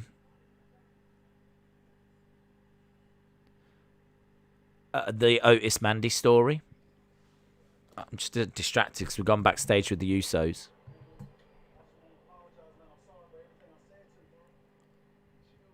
Chill. You know how we fight and make up.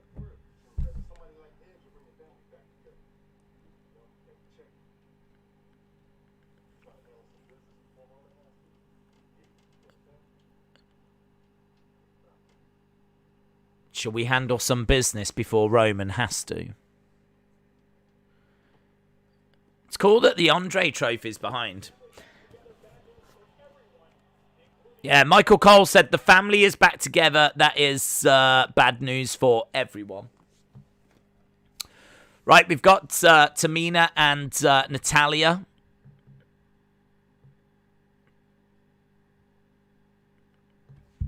Completely forgot they were the women tag champs, you know.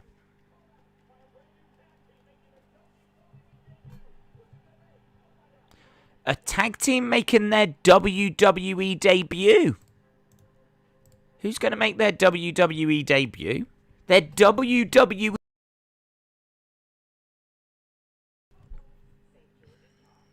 Their WWE debut.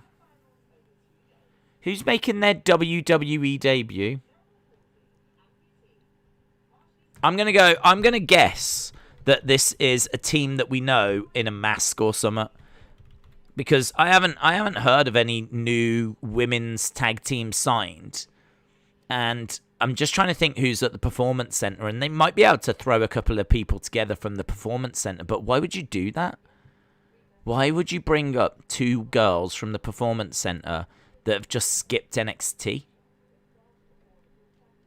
Tegan and Shotzi. Wow, they're in WWE, aren't they? I mean, NXT's WWE. The way he worded it made me think they weren't in NXT. Iconics. What he said WWE debut? Am I just overthinking it? Does he mean NXT doesn't count as WWE? PW Insider have already spoilt it.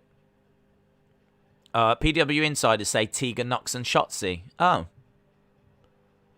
Well, they're in WWE, aren't they?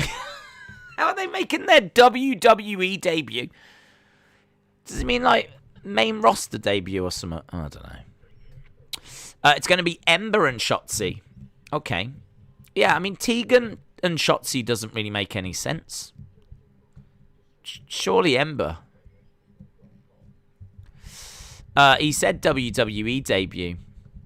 Tegan just returned. Why would she debut? Well, she just returned, and she's going to be in a feud with Candice. So, I don't know. Well, we'll see. Look, if PW Insider have already said who it's going to be, it's pointless to argue that fact. If PW Insider have said there's going to be a women's tag team tonight join, and it's going to be this person and this person, there's no point playing the game of trying to guess. It's going to be that person and that person. So I don't really get it. I don't get the wording, but whatever. In my mind, I was like, okay, well, if it's no one from NXT and it's someone making their WWE debut, well, it's got to be either someone from the Performance Center or a couple of girls from the Performance Center. But why would you do that? If you was going to have a couple of girls from the Performance Center, they'd be like in-ring jobbers. Like, you wouldn't make a massive deal out of them. So, it's surely going to be a team we know, but under masks. Do you know what I mean? They're going to do like a little funny, gimmicky storyline summit. But apparently NXT isn't WWE, so I overthought it.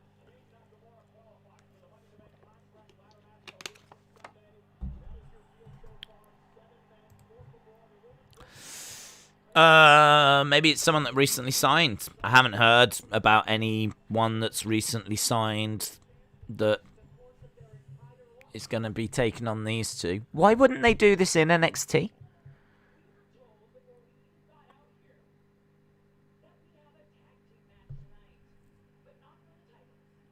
Oh, not for the belts. Two women no one's ever seen on SmackDown.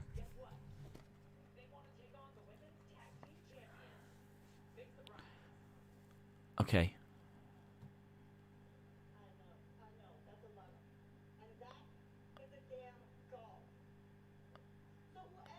Whoever.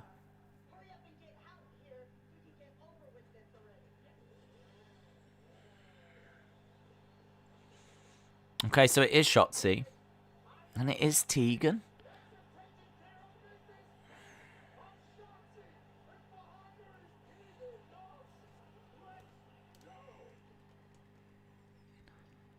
Alright, I mean, can I just say, I don't listen to Pat.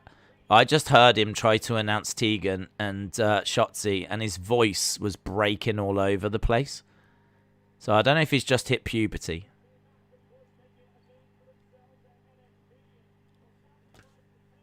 But that was a pretty awful entrance that he just gave them. Shotzi coming down in the tank is cool. I don't get these two as a tag team. I don't get this at all, to be honest.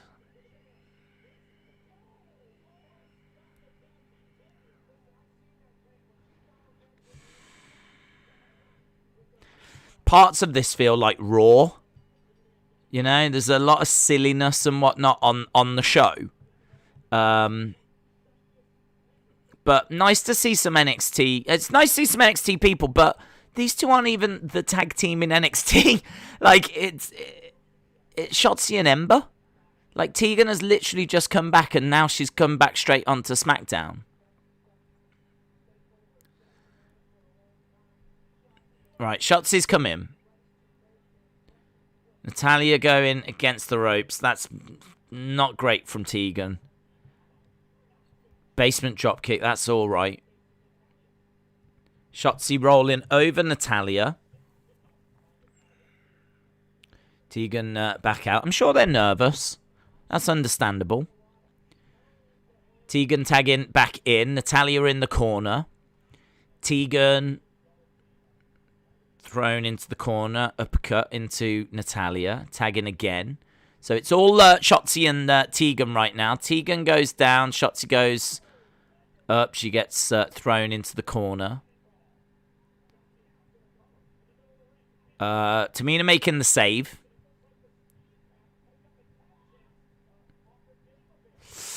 Why are they only calling Tegan Nox by her last name? Nox. Is that what they're referring to her as? Nox. I did see that on the graphic. It said Shotzi and Nox. Shotzi and Nox. Noxy.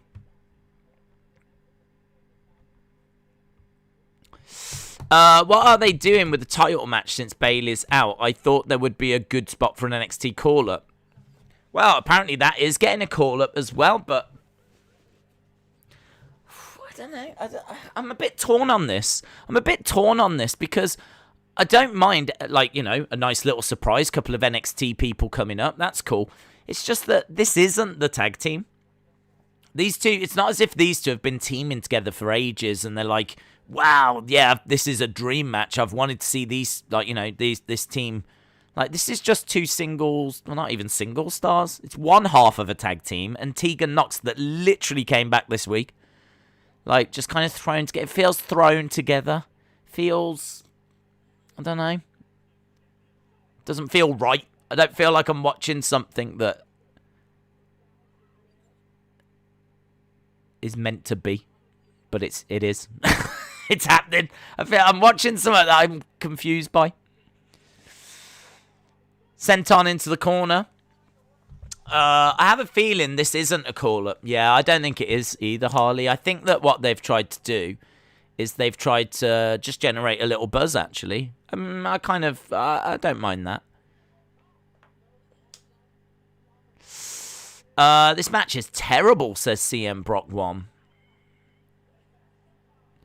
Shotzi and Tegan were a team. Not a team now, though, are they? I mean, she's been out for, what, how long? 9 months or something?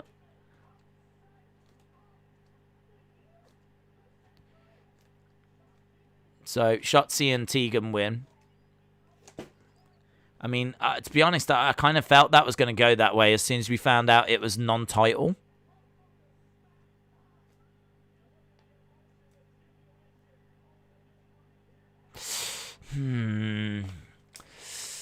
This is okay. Black and Tegan won. Nobfreeze that says that's why I call a win. I'm getting a feeling that he's not going to give this SmackDown a halftime score. Feeling the love right now. I like the opening. I wasn't a fan of that. That just wasn't for me. But I like the opening of SmackDown. Nakamura and Corbin, I thought was an all right match. Days, what women's tag team makes sense in WWE? Well, I don't even know what the teams are anymore. I mean, you know, in fairness, the women's tag division is not a division that's been heavily invested in, but Candice and Indy have been teaming for quite a while. Tegan doesn't make sense, but Shotzi and Ember work well together. Raquel and Dakota have been together for a while, but I mean, Tegan literally came back last week. Right, here's Sonya. Mo said, it would have been nice if both had first and last names so that I can look up who these two completely random people are that apparently have no wrestling background before WWE. Yeah, that was strange, wasn't it? That was strange. I think it was just badly worded by Michael Cole, to be honest. I think it could have been worded like there's a team that has never been seen on SmackDown before. That would have made more sense. But to say, like, this is, like, new to WWE was, I don't know, it's a bit weird. Mo Jones, shout out to you. It's weird how supposedly Tegan was going to start a feud with Candice and Shotzi was in a tag team with Ember. And now they're on SmackDown as a team. I guess Vince just does what he wants. Yeah, it's not... Yeah. Harley said, it was a surprise to me, so that's cool. I like surprises, but that match was bad. The tweet is important. It will change the life for them. Okay, James. I'll have a look for you this once.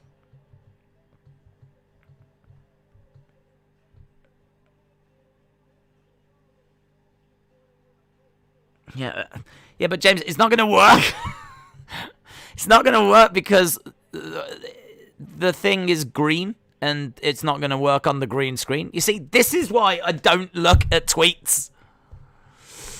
Alex said, Days, what if Sonya is announced as a replacement? Anna said that earlier, and I think it'd be awesome. I think it'd be really cool. But there's two spots. I have to think that Liv will take one of those. Andrew said, to be fair, they teamed up last summer before Shotzi teamed up with Ember. They have a title match with Sasha and Bayley, and they were also in a battle royal on SmackDown. So they have been on SmackDown. I mean, first of all, I don't agree with that point, personally, because I think that I look at this now as strange. I have no... Why is it not, like, why is it not Ember? Like, I don't care that they've teamed together in the past. Tegan's been away for about 9 months or however long she's been out with that injury. And obviously Shotzi has moved on to teaming with Ember. So there's a lot of, like, as someone that watches NXT, I feel like I'm punished for watching NXT and knowing what the current stories are. Because someone that doesn't watch NXT would be like, oh, okay, what are these two about? Oh, look, she's coming out in a tank. That's cool. Do you know what I mean? Like, someone that doesn't watch NXT might look at that and be like, okay, yeah, and just go with it. But as someone that watches NXT, I know that Shotzi's in a different tag team. I know that Tegan's only just come back. I know that Tegan's in a feud with Candice, and I've got no idea why they're on SmackDown, why they're teaming together, or anything. What does the future mean for them? Now, sure, I can have all that explained, but it sort of would have been nice. It sort of would. It's just like thrown together. Like, we need a couple of women. I think Vince might have gone down. Maybe this is part of Vince's like NXT recruitment. Maybe Vince has gone down and spotted these and gone, right, I want them for SmackDown. But if he has done that, why did NXT do the story of Tegan and Candice? Why would you tease that on a Wednesday, and then on the Friday we end up with this? So I don't know. It's not a home run. Like, if that had turned out to be Raquel and Dakota, a proper tag team, that could have been very interesting. So because they've teamed in the past, I'm not on board. I think it was a bad move. I did want to just respond to the back part of it. And they were in a battle royal on SmackDown.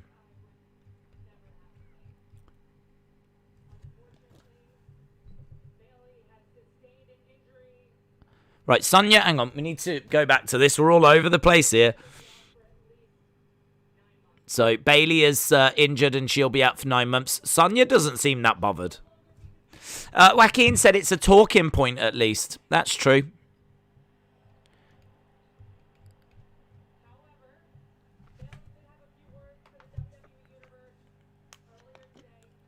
Okay, so Bayley's got a few words. There's her knee.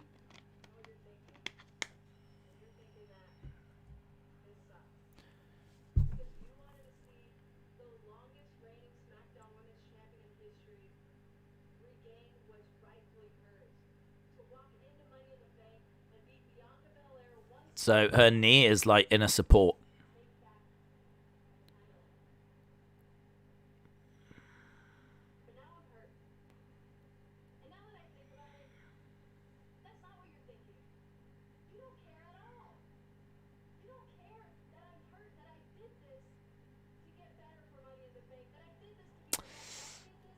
Listen, Jericho says I cared. Yeah, Bayley saying you don't care that I'm hurt.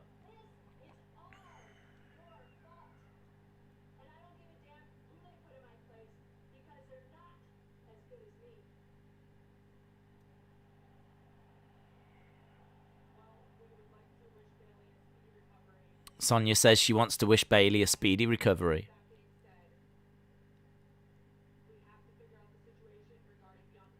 And we need to figure out the situation regarding Bianca's title.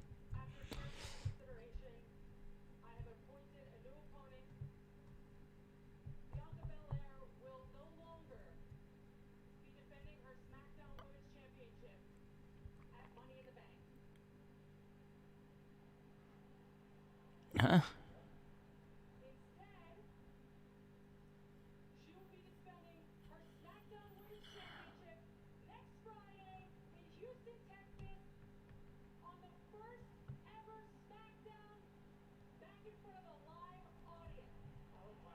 So she's not defending at Money in the Bank. She's defending it next Friday. The first show in front of a live crowd. And her opponent's going to be...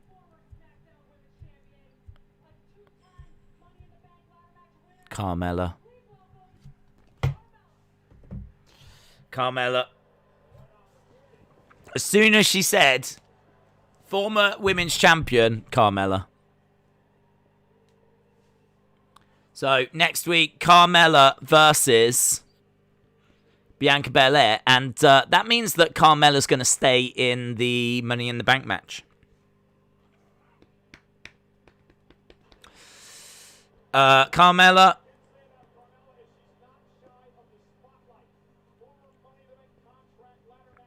I don't know why. Why did she get it? Why did she get it? Why Carmella? Considering last time we saw her, she lost to Liv Morgan.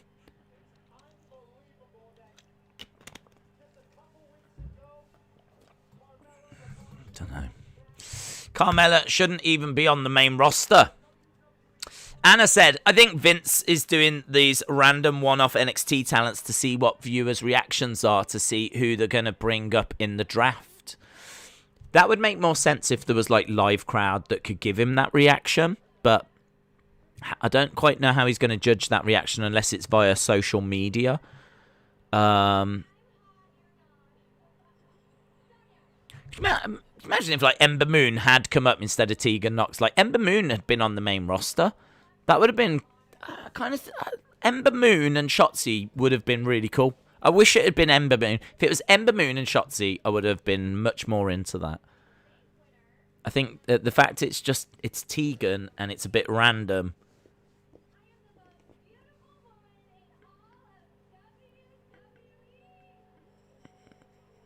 All right, now here comes Liv. Oh, do you think it'll be a case that, like, if Liv...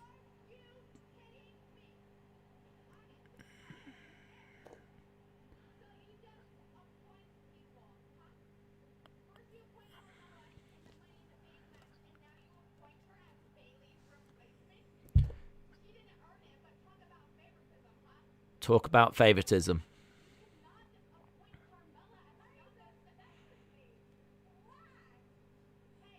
I mean, it's a fair point.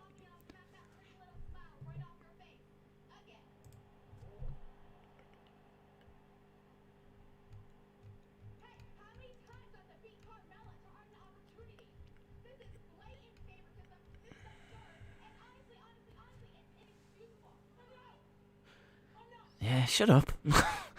Annoying.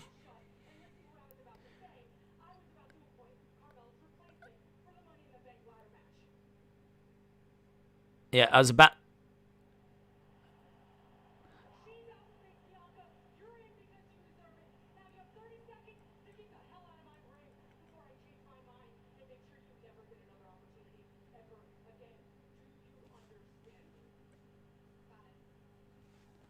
Right, so she's in the Money in the Bank instead of Carmella.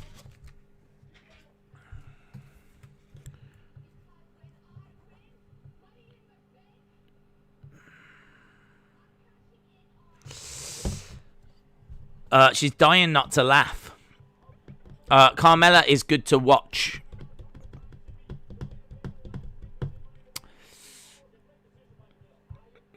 Okay.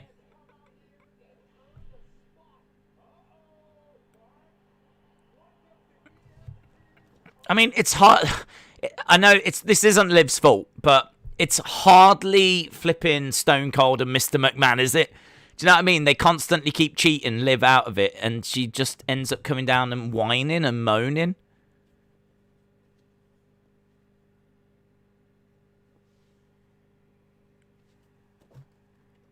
But either way, she's got into the Money in the Bank match, and that'll make people happy. Who's that? Who's come out in the background? Who just walked out?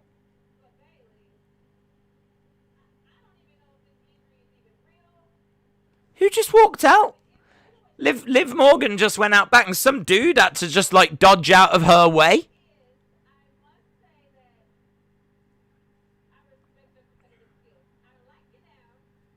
Who was that? Yeah, I don't know.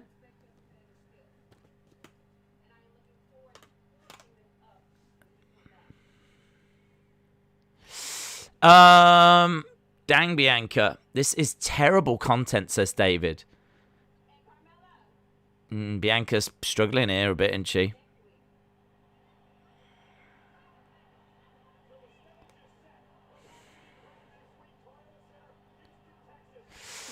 That dude was like yeeters getting yeeted. It was a production guy. Botch. Botchy botch. Ember sent out a tweet saying, "Congrats, Shotzi. You will always be my TTP for life. Show them what you can do. The fire pit is no more, but I am immensely proud of you." TCP and some emojis. So they've split up that tag team, and now it's Tegan, and so it looks like they are called up. Okay, well.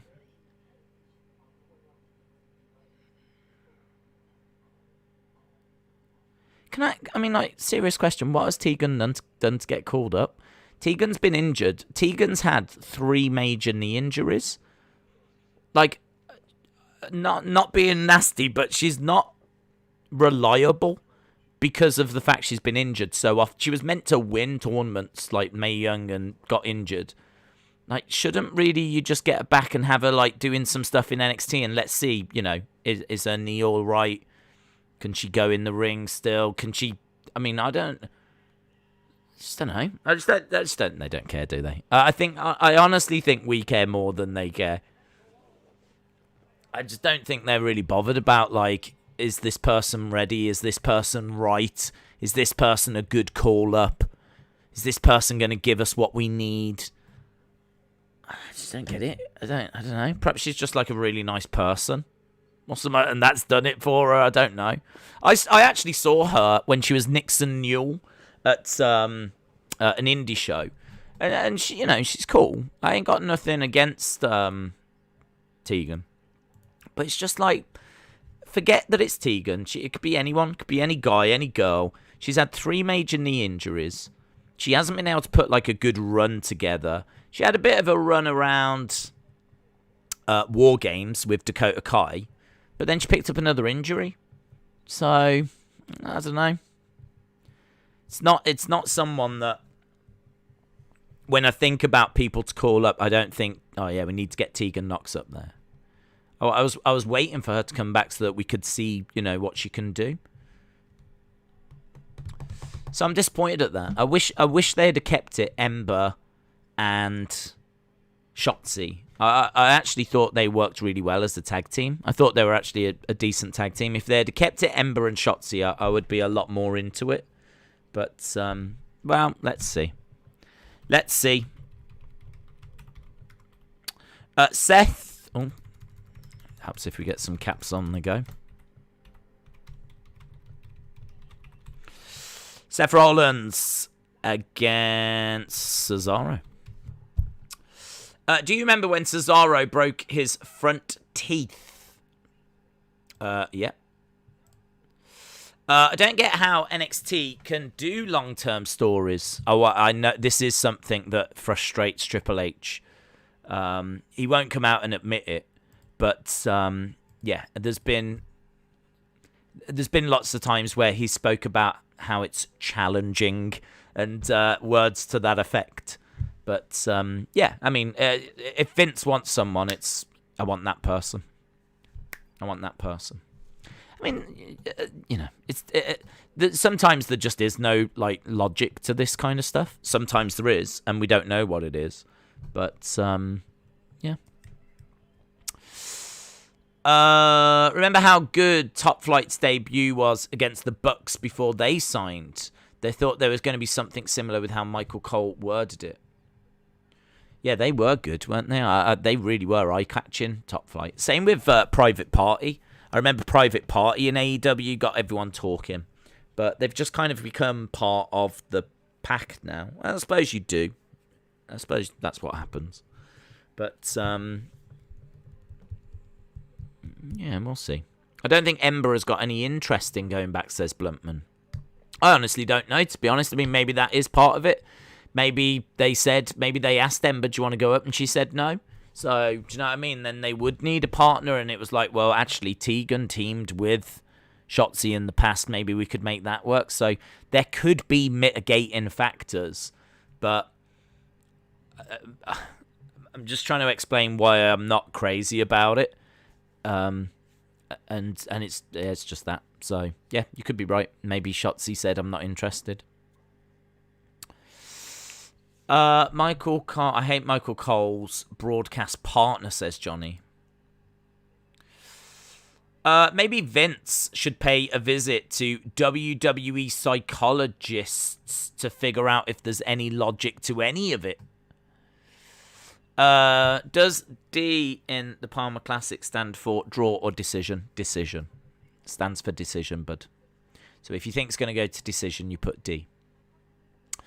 Seth is terrible as the Drips Go and Messiah.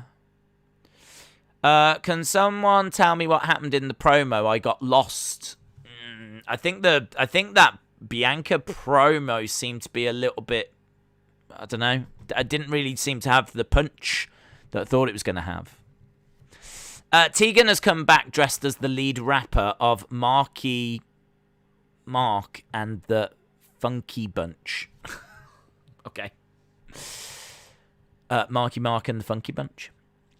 To be fair, they do need to get call-ups to the roster. That it's gone small after the releases, says Mott. Remember how good Top Flyer, we read that one. Let him in, says, shout out to you. Yeah, half-time score. We're probably going to have to do three-quarter scores, aren't we? Might have to do three-quarter scores. Black Dino said, WWE is coming to my hometown. Well, the one thing I will say about this show is I think it started well, and I think it has kind of gone a bit soft in the middle again. But I think they have tried to make it stronger in the middle with like the NXT call-up, which certainly will have some people excited. And I think also the Liv Morgan thing will have people excited.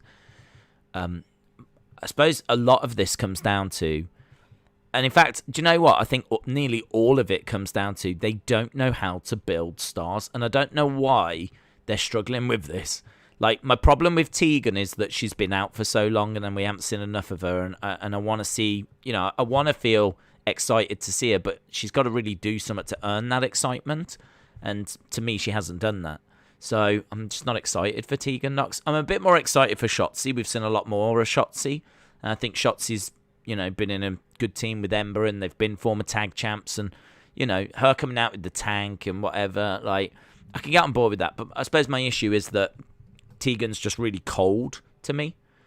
I sort of feel that way with Liv. Like, Liv's won a couple of matches recently. They're clearly building up a story. But we've not seen her in, like, a feud or anything. So, again, it doesn't make any difference to me if she's in Money in the Bank or not. Because there's just not anything to hang your hat on. There's nothing to say, yeah, she deserves to go in because of this. She deserves to go on because of that. I mean, she's won a couple of matches and that's about it. So, to me, this is where the soft middle is coming from. It's the fact that they're leaning on some stars that have got very little momentum. And it's a very easy thing to fix. Like, just give people some wins and build up some momentum.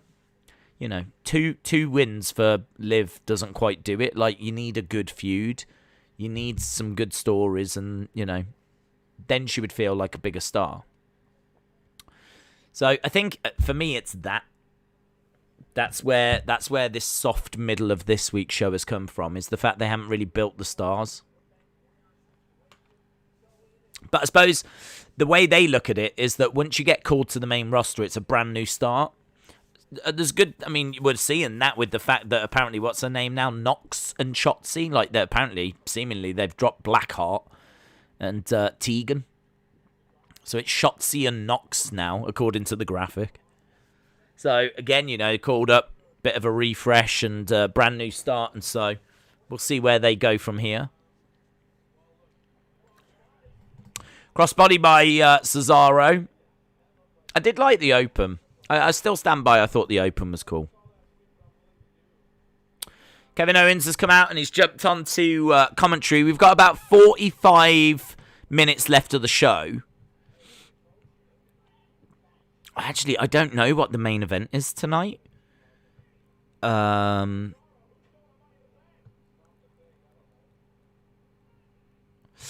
Did you see that Io is going to get called up? I didn't know.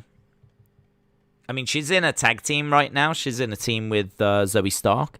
So, I think are they the champs now? They might even be the champs. So, I didn't. But again, that's irrelevant.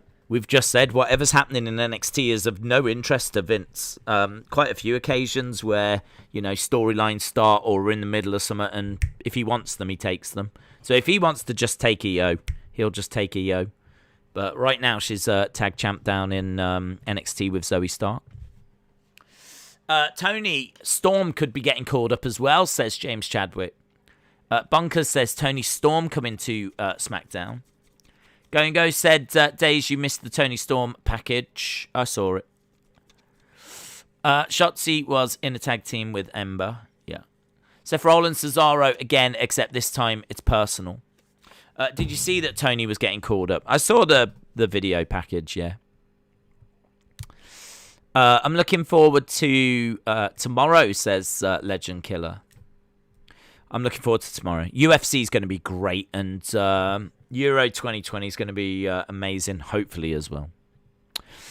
Mango said the gimmick is horrible, that his matches are getting boring, his promos are boring, he's losing popularity, it's dropping. I don't know who you're talking about. Are you talking about Seth? I mean, his gimmick is horrible, his matches are boring, promos are boring, he's losing popularity. I mean, if you said that to me, I would say Seth. Obviously, it's a pretty easy guess considering he's having a match right now. Warsaw Till I Die said this weekend is going to be great. Great. Great Champ said, please read this. Would you be interested in seeing Naomi, Tamina, Nia join the Bloodline? In the future, maybe seeing them win the SmackDown and Women's SmackDown tag team titles. I wouldn't. The reason being, I'm not interested in a mammoth faction with like 6 people in it. I've always said to me, a good faction size is 3. If you get to 4, then we're right on the limit. If we go above that, then it's bloated. It's too big. You don't need 5 people. So I think you could have Roman, Jimmy, Jay, and Naomi. Could be very interesting. But I wouldn't be adding Tamina, Nia, Naomi. Like, to me, it gets too big then. There's too many people around. There's too many moving parts. It's all, don't know. You can do it, but I sort of feel like, who are they going to feud with? I mean, you're going to have to create another faction that's got 6 people in it to feud with. Unless you do lots of individual feuds. But if you're just doing lots of individual feuds, then why are they one big faction? Do you know what I mean? I kind of feel like there should be times where they're one and then warring against the other faction. So I feel that 6 is too big, personally. Unless you're going to go the New Japan way. And literally it all becomes like faction wars, where you've got Los Ingo Benables and you've got Chaos and you've got Suzuki Goon and, so on. But I don't mind, like, Nia joining or Naomi joining or someone like that. I don't mind them bringing a woman into the Bloodline. Because I kind of like that dynamic, because that then allows you to, dominate the women's division as well. H, shout out to you. Hope you are well. Doesn't Hit Row have 6 people? No, they've got 4. They've got 4. 3 guys and 1 woman, which I think works well, because that allows you to go after the women's title, maybe a tag title, the main title. Like, I could see Swerve being NXT champ, the woman being women's champ, and then the other 2 could go after the tag titles. And then one of those 2, or Swerve, could go after the mid-card belt if they wanted that as well and have everything. So I suppose then they couldn't go after the women's tag belts, but that's something that's only just been introduced, isn't it, down in NXT? It's not really been something that you've had to really think about. So, I don't know. For me, I would still keep it, you know, three guys like the Shield or the New Day. I kind of think that's manageable and it works. Allows you to go after the tag titles. And, okay, there's one person that can't wrestle, but you can just keep rotating that. Free bird rule, you know? So I would keep it 3. If you want to bring a woman in, that's fine. If you want to go 4, like the Undisputed Era, you can do that. But you do need to find matches then for them to do as a collective. And that's where we saw like War Games coming in. So, you know, War Games works or Survivor Series would work. So you could go 4 guys, but I wouldn't be going more than that. Days, did you hear that Roman said he would quit if WWE if Jimmy got fired? I didn't hear that. I could believe it. I'm sure he would stand up for his family. So I can believe it, but I haven't heard it. Is it just me, or does Kenny look like 2005 Triple H? You see the difference. What, with his mustache, the way that he's done his facial hair? Yeah, maybe. I don't know. They've been doing a lot of silly stuff, haven't they? Like the Bucks and Kenny with like different facial hair, and I think the Bucks were wearing like jean shorts, jorts this week, and they're doing a lot of stuff like that at the moment. Did you hear Roman? Oh, we read that one. NWO is perfect with 10 members, says Al. You see, to me, that was too bloated. It got so bloated that it actually broke into 2 factions. You had the Hollywood and you had the Wolfpack. So it didn't become sustainable. It got so big that it ended up split. It broke apart. And I think a lot of people would say, actually, that the NWO became too bloated. For me, the NWO was always cool near the start. But once more and more people got added, it just became too big. And it got so big that it was like NWO versus WCW. So if you are going to have a faction that big, the only way to battle it is to have a team of WWE. And all of a sudden, that becomes your big main storyline then. So if you are going to have a faction of like 10 people, you know, one of the only storylines you can do with that is that they're trying to take over the show. And that's a very specific storyline that's obviously going to dominate the show. So, unless you're going to tell that story, I wouldn't build a faction of that size. Seth pops up, looking for a suplex, rolls through. And Cesaro picks up Seth. They both go over the top, spill to the outside. That's kind of a dangerous spot right there as Seth goes down. I think this SmackDown is better than NXT and Raw. Best faction is the 4 Horsemen, but it had JJ Dillon. That makes it 5, plus Baby Doll. That makes it 6. Well, I mean, JJ Dillon was the manager. Baby Doll, I'm not sure what you would call her, valet. But your wrestlers were mainly the 4 guys. So I wouldn't be saying that the 4 Horsemen was 6. There was a few people that were around, but as we said, you know, they weren't wrestling in the matches. I think Dillon got involved, you know, rarely, when needed. But they're the 4 Horsemen. I mean, it's in the name. Like, they were a faction of 4. And so, you know, 4 Horsemen or Undisputed Era, Evolution as well, with Batista and Randy and Triple H and Ric Flair. You got another good 4 there. I kind of feel like 4 is perfectly fine. But I'm not saying there's no factions that have ever been above that. That's not the conversation. You know, this isn't a case of can we try and guess factions more than 4. I'm just saying that for me personally, I think you struggle to tell stories and find good opponents for a faction that becomes bigger than that and becomes quite bloated. Days, are we getting fans next week or is it in 2 weeks' time? it's next week. So next week we will be getting fans coming back. That's going to be good. It's going to be interesting. I'm really looking forward to seeing, their reactions and whatever.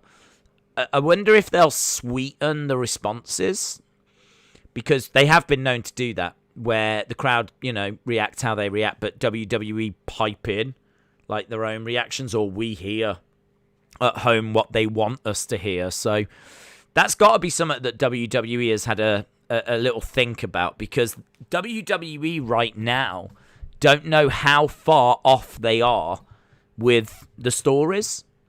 They don't know if we're absolutely lapping this up or not. The only thing that kind of gives them an idea is the fact the ratings have been in decline.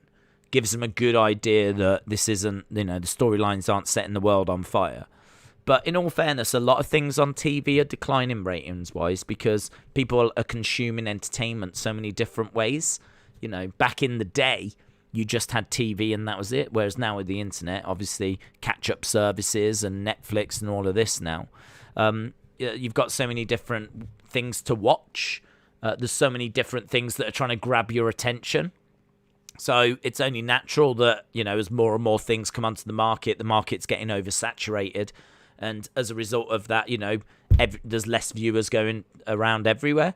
So as a result, everything's on a slight little dip. So that's natural. That's understandable. There's other things going through that.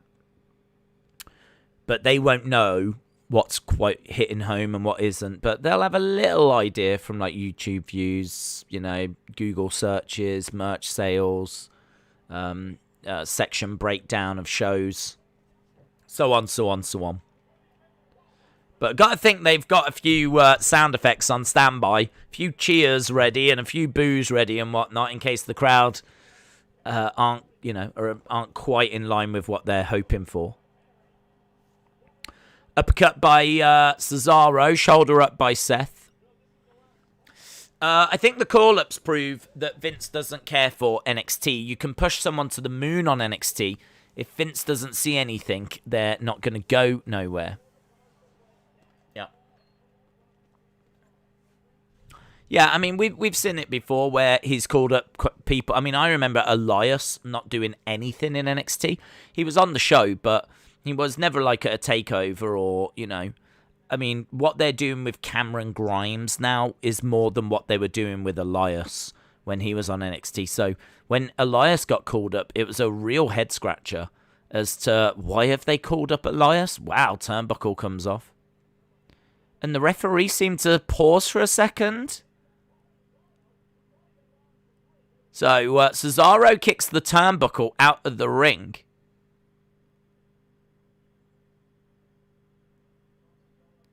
I don't know if Seth went hard into the corner and grabbed the turnbuckle and just accidentally ripped it off, but it certainly doesn't feel like that turnbuckle was meant to come off. Neither person is using it to their advantage at the moment. The referee isn't trying to reattach it.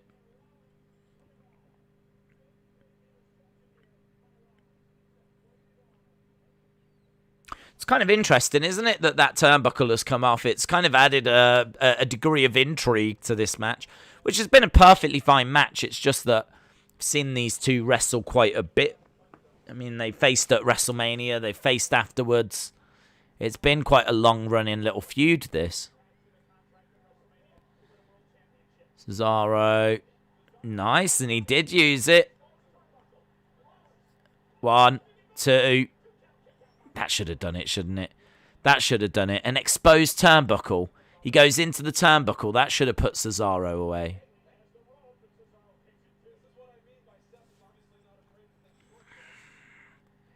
Seth with a forearm strike to the back of the head, and Cesaro goes down. And there's blood coming down the head of Cesaro. Look, Cesaro's gone into that turnbuckle, and there's blood coming down his head. I feel like that moment should have been more dramatic. I feel like I'm sorry to say it again, but I feel like the commentary team should have sold the hell out of that. Oh my God, he's gone into that exposed turnbuckle. This is it for Cesaro. We've seen this put people away in the past kind of a thing, really losing their mind.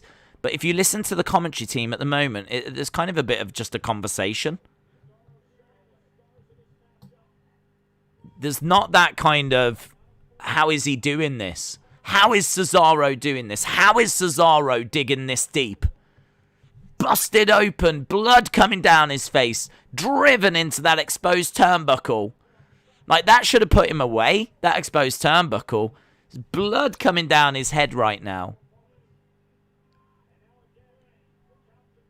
Cesaro down on the outside. I would have liked more drama in that moment, because it kind of feels like something's happened in this match that's very different and very special. I don't know that was meant to happen. I think they've, like, the turnbuckles come off and they've used it. And it's really good. And it totally brings you into the match. Whereas before, it's just a very standard back and forth. You're totally in the match now. Cesaro just gets in. They sold the count out better than what caused the blood. 1, 2. Don't want this to be a roll-up. I want it to be a proper knockout blow.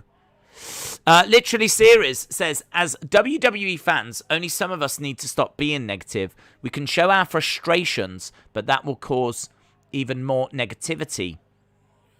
Wise. As? Oh, hang on, I missed the end of that now. Seth wins. As WWE fans, only some of us need to stop being negative. We can show our frustration, but that's only going to cause more negativity.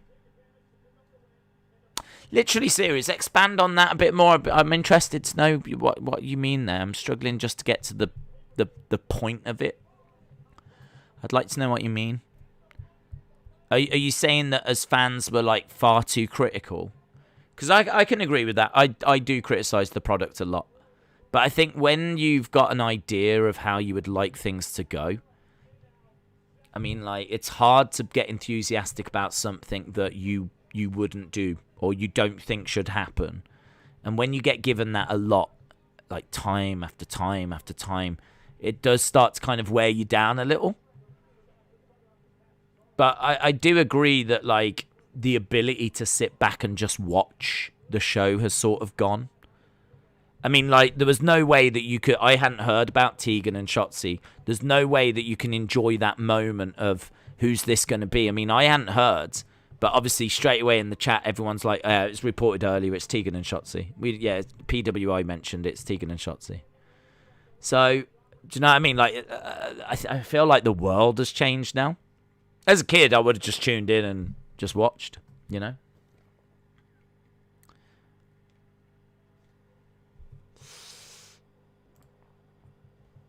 Yeah, I want to see what Literally Serious means by that.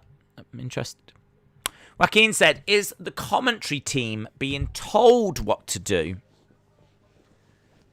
Yeah, well, they do have Vince in their ears. Yes, they do.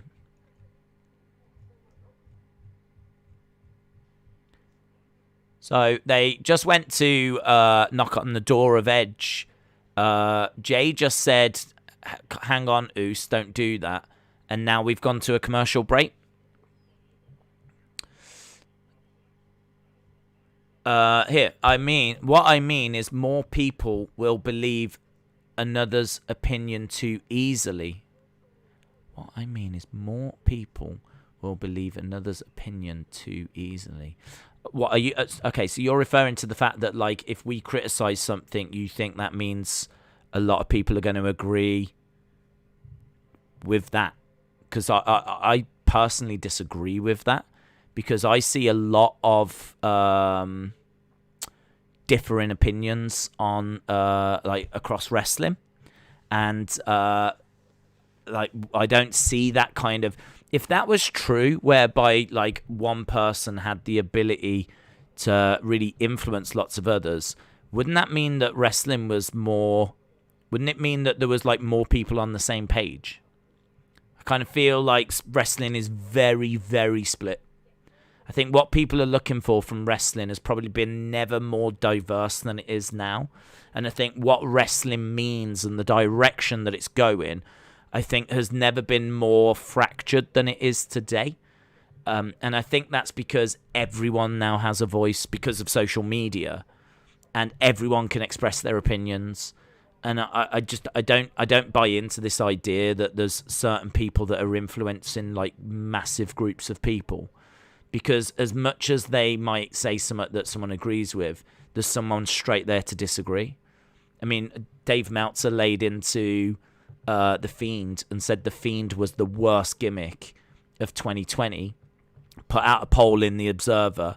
It went all over Twitter, and all I saw was people on Twitter just shooting it down. So, I don't know if there's a more influential voice than Dave Meltzer, who's been running The Observer since 1980, whatever. And, has watched more wrestling matches than maybe any of us have. And as obviously, when we talk about star ratings and all this kind of stuff, it's all come from Dave Meltzer. So, if we're saying that he's one of the most influential voices, and he says that The Fiend is one of the worst gimmicks in wrestling, the scale of the backlash against that was big. I certainly saw it all over Twitter, like people coming out about it. And I don't think that The Fiend's popularity is any less after that than it was before. So I have to disagree. I just don't. If that's the most influential one, and that's an example of him saying last year the worst thing in wrestling was this, or the worst gimmick was this, I don't see him like change. I didn't see people going, do you know what? I really like The Fiend, but after you've just said that, I've changed my mind. I don't see that. I just don't see that happening. I think there's so many voices and there's so many things being said. I think people in this day and age have got the ability to just make their own minds up. I mean, people can watch the show and like what they like and don't like what they don't like. And I don't think you're going to be able to change people's minds on that, to be honest.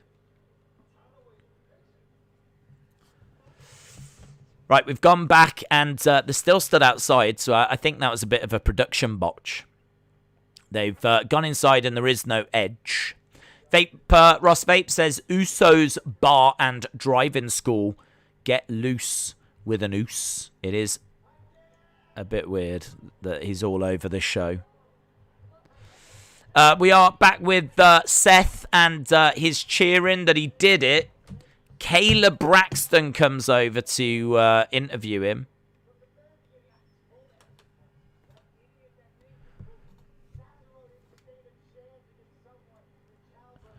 That's Uso Edge thing was a bit strange. As we said, a bit of a production botch there. We kind of went to them. They started talking. Then they kind enough waited for the whole commercial break. And then we went back to them as they burst in and there was no Edge in there anyway. It's been a couple of very unusual for WWE to have these little production issues, but...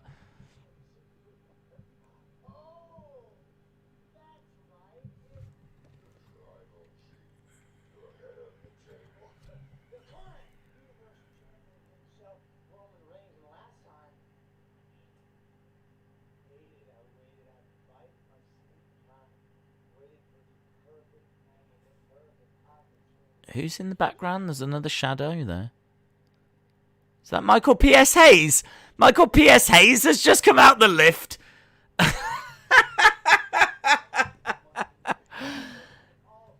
Michael P.S. Hayes in the background. Just literally, we were talking about the Fabulous Freebirds. One of them just came out the lift. Here's Edge. So Edge is with Seth. So is this like seeds being planted for Edge and Seth at SummerSlam?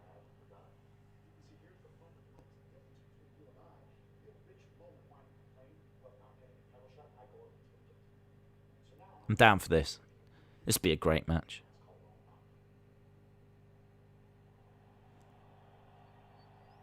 I'm down for that. I'm down for Seth and Edge. I think that'd be absolutely brilliant. I think there's rumours of them facing at SummerSlam. That elevator. Who was that? Michael Hayes. Weird, isn't it? I mean, like, think of all the thousands of times we've done that backstage interviews. you don't see like people in the background that you're not meant to. But it's just a bit weird, isn't it? It's just a bit weird. Oh, I love this as well. I think what they're doing with Otis is fantastic. I think what they're doing with Otis is brilliant. I really, really do rate him.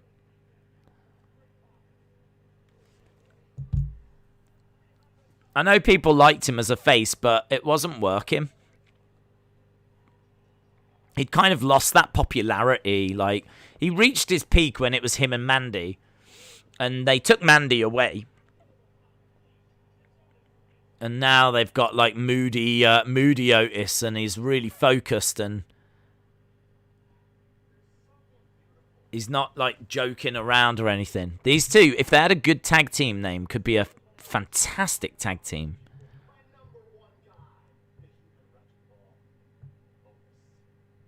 The Human Wrecking Ball Otis.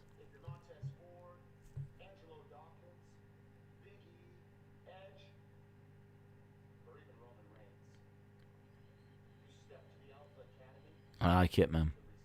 I really like it. If you step to Alpha, I will destroy anyone.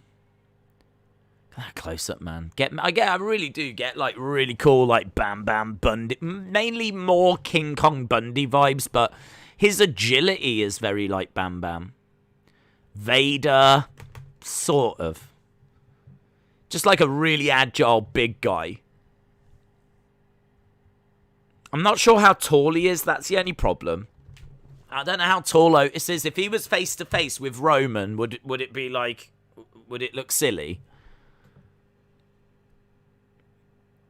I love it though. It's good. You think you know me? Yeah, Edge has come out. We've only got 19 minutes left. Can you believe it? It's flown, man. Flown. Edge promo. Otis went from Mandy Rose to Chad Gable. That is quite the upgrade. Weird seeing Otis be so serious. Hits hard, doesn't it? I think it hits hard. Feels like it hits hard to me. Seeing him be so serious kind of feels like it really means something. I really like it. I really like it. When they go for the close-up, it's a bit of Vader Bundy combo platter. Now I want tacos.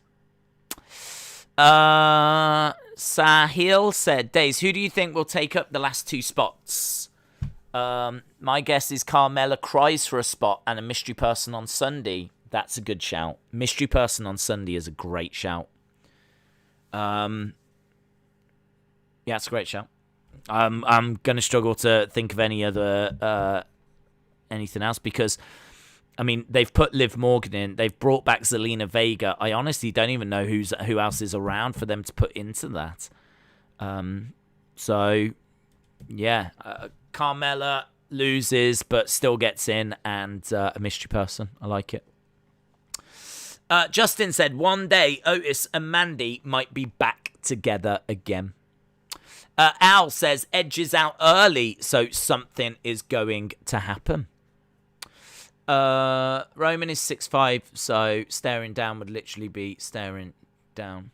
Mo said, I really like Otis. He should really get the Money in the Bank contract and hold it for a while. There's no way WWE would mess that up. Yeah, it's true, isn't it? They've turned him into a killer now, and all of a sudden you'd start thinking like, okay, let's get some wins for Otis. Let's make him look like a killer, because so far he's beaten a couple of people, but last week I was most impressed with his win over Angelo Dawkins.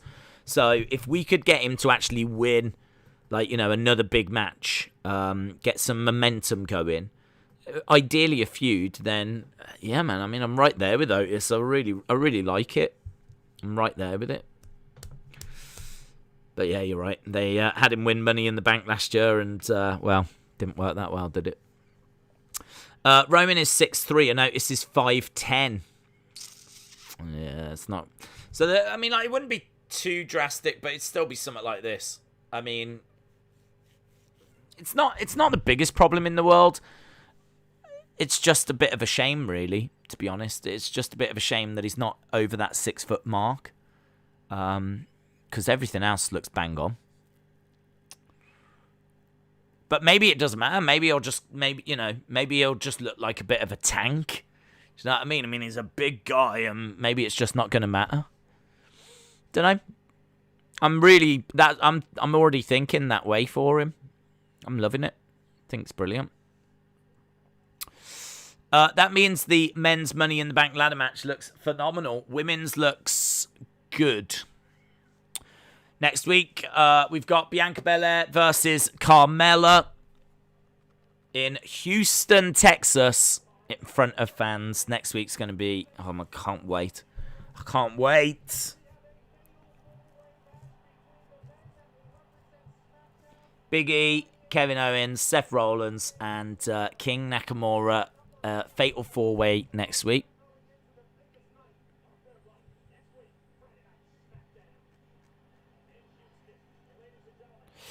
Right, Edge is in the ring.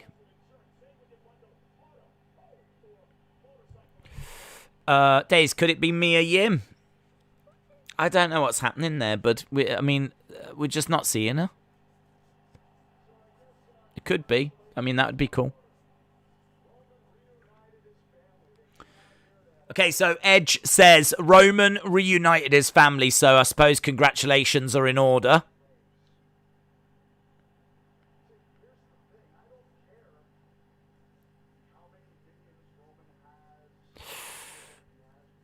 You're not the real King, Nakamura. Taz was a short powerhouse. Maybe Otis needs a wide variety of suplexes in his arsenal, says Ryan.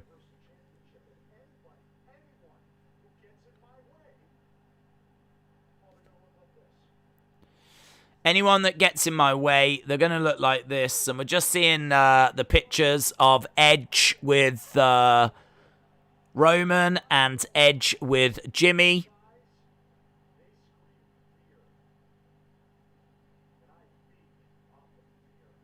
Edge says he feeds off fear.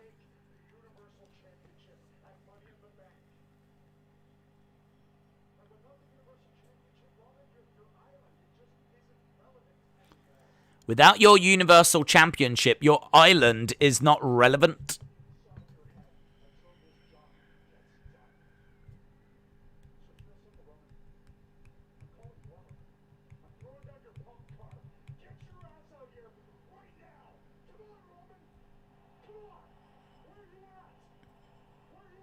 Okay, so Edge screaming for Roman to come out.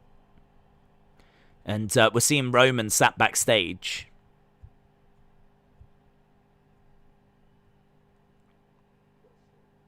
Stay here. I'm going to handle this on my own. Paul Heyman and Roman head towards the ring. Edge pacing back and forth in the ring on his own. Interesting. Do you think wrestling is all over the place because of COVID? Everyone wanted different ways to escape, and wrestling tried to satisfy everyone with great storylines. I think COVID... I don't know if it's all over the place because of COVID. I think they tried some stuff during COVID that they weren't able to try before. Mainly because there was no crowd. So it gave them more freedom. And yes, maybe to try and cater to a slightly different audience, or a slightly wider audience that might not have tuned in before because they were all stuck at home. But the ratings only continued to, stick where they were. I mean, we didn't see a crazy ratings boost during lockdown. Everyone was on Netflix watching Tiger King or TikToking or all this kind of stuff. It's not as if everyone was in lockdown and ratings went up. It did kind of hold, and there might be an argument that it actually just held as a result of lockdown.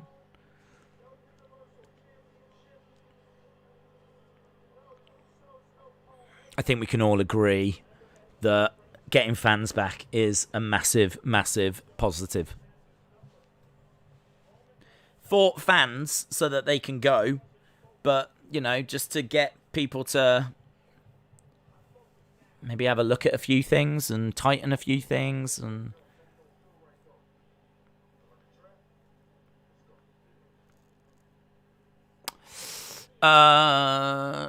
Iconoclast rated R superstar. Yeah, I don't like that. So, I mean, I've never heard of that word, but WWE actually put out what it means, and obviously it means something significant. But I still don't like the word iconoclast. Roman has made his way down. We've got 10 minutes to go. And now here come the Usos. And Roman looks a bit disappointed that the Usos are coming down.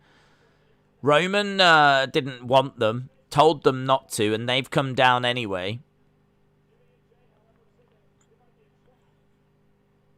And Edge nodding his head like I knew this would happen. Extreme Rules is September 26th from Columbus, Ohio. Ratings are dropping faster than the Kardashian women's underwear on a date, says David Hall. Oh! Right, well, the Usos have come out. 10 minutes left. This is going to be interesting. It's going to be interesting. So, Roman with his head of the table shirt in white. We were actually on WWE Shop the other day. We saw all these get added.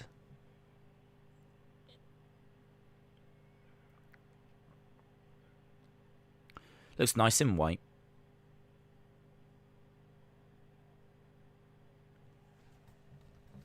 Roman on edge of the ring. Edge is in the ring. Edge is inviting Roman in.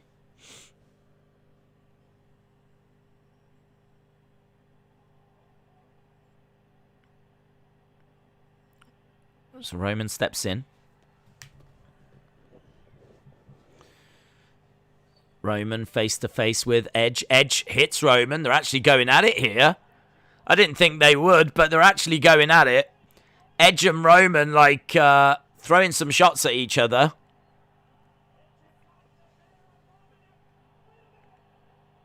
Rey Mysterio has come down, and there's Dominic. So Rey and Dominic take out the Usos. So Rey and Dominic taking out the Usos. In the ring, we still can't see what's happening. Roman getting smashed into the corner by Edge. Kind of carnage at the end of SmackDown. It's a good little end.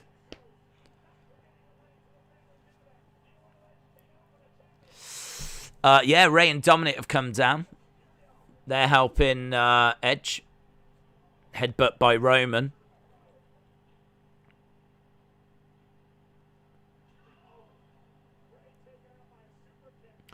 Roman kicked to the midsection by Edge. Ah, planted.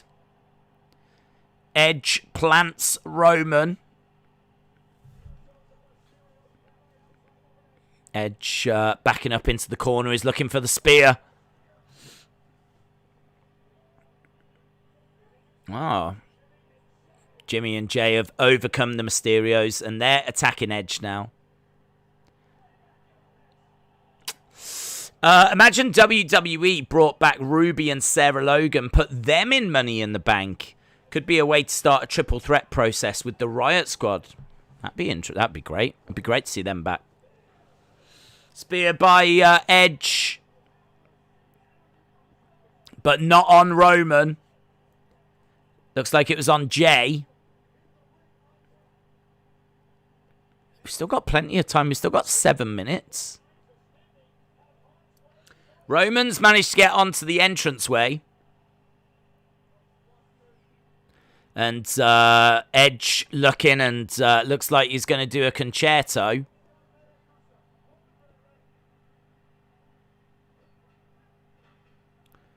Well, I thought he was, but he's actually broken off that met. This is his new go-to thing, isn't it?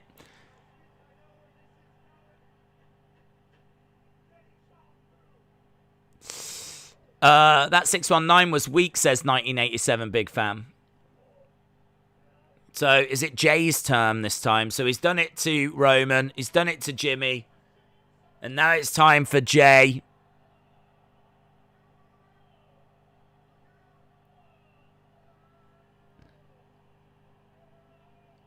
It's kind of cool. Roman looks weird with his hair like that. Loving this, says Martin. Yeah, it feels like a good story. It feels like a good story. Like, I'm sure we're building towards Edge, Ray, Dominic versus the Bloodline. I'm sure we're going to get that match at some point.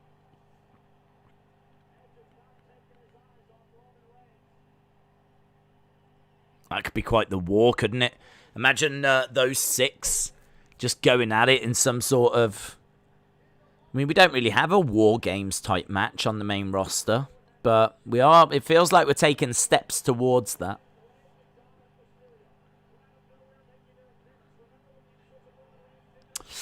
Roman, Jimmy, Jay versus Edge, Dominic, and Ray, says Nobfreeze. Ray is overselling. Black Dino said we've still got 5 minutes left. Yeah, it's a bit weird timing-wise, but they are just showing us a replay. Brian said maybe a 6-man tag next week. Maybe, mate. Maybe. I don't... It's the kind of thing that they would do. Personally, I wouldn't. Just because I think, like, any interaction between Roman and Edge, you shouldn't really get that till after Money in the Bank. I mean, you're excited because you want to see Roman and Edge go at each other. So you tease it, you build it, you get as close to it as possible. Little beatdown like that is fine. But an actual like match that they're both in, I personally wouldn't book that. But, I mean, who knows? Vince might. So, yeah, you could be right. Could be next week. In front of fans.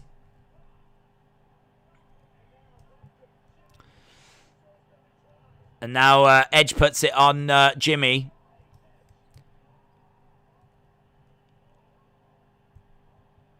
This is just making the Bloodline. This is making the Usos look stupid. Like, it's really not done much for their image.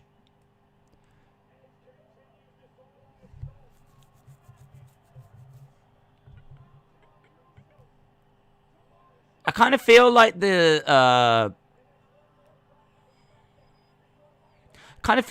Usos have been sacrificed a little bit to help Roman. I don't know if you feel that. But I kind of like, when the Usos were a tag team, they were like a really cool tag team. Usos were a team that, you know, were right up there with like New Day and everything. But now they just seem to be jobbing a lot.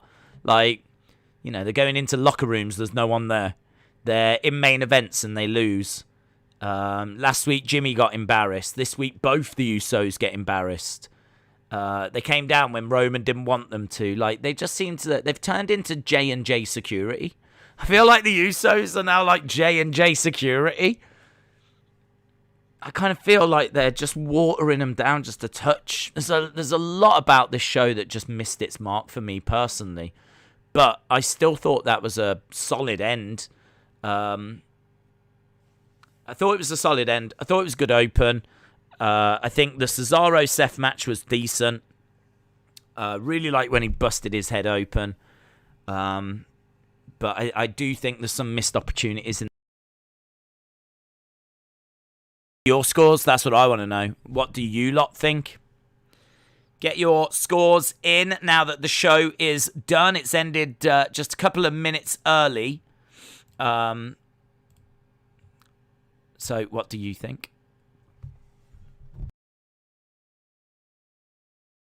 Dropped. Edge and Ray are back. 1987 big fan says it was a mer show, but it was a decent ending. Scott with the 7, Justin with the 9.5, J14 with the 7, Harley with the 7.5, Brian with the 7.75. Elizabeth with a 9. Jimmy with a 4.5. Ant with a 7.265. Kyle with a 7.5. Solid 8, says Rangers Lab. 8.5, says Sam. Brad says 4.5, and I'm being generous.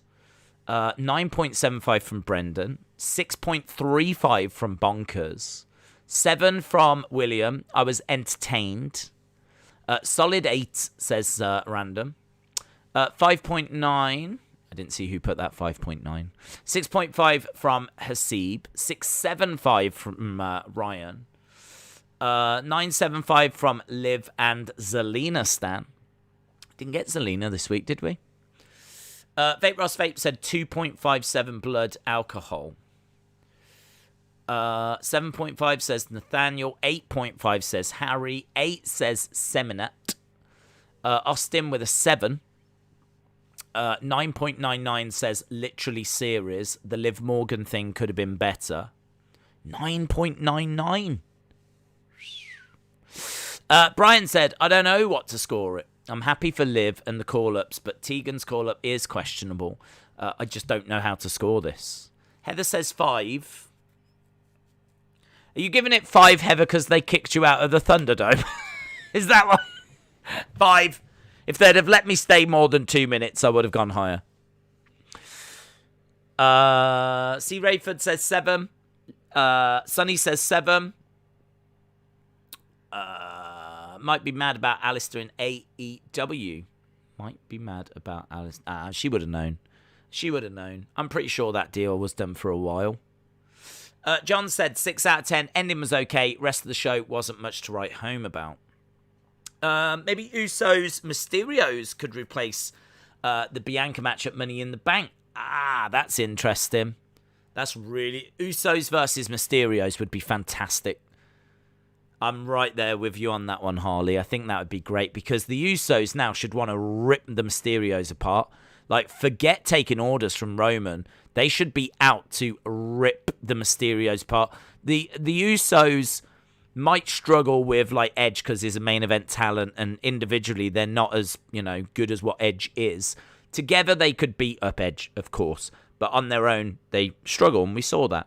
But they should have no fear for the Mysterios. Like, the Mysterios being in a tag team, Ray being a little bit older, Ray you can manhandle a little bit. I kind of feel that Ray is a legend. He is a main event talent. One-on-one, they would struggle with Ray, but, they could jump in backstage, work together.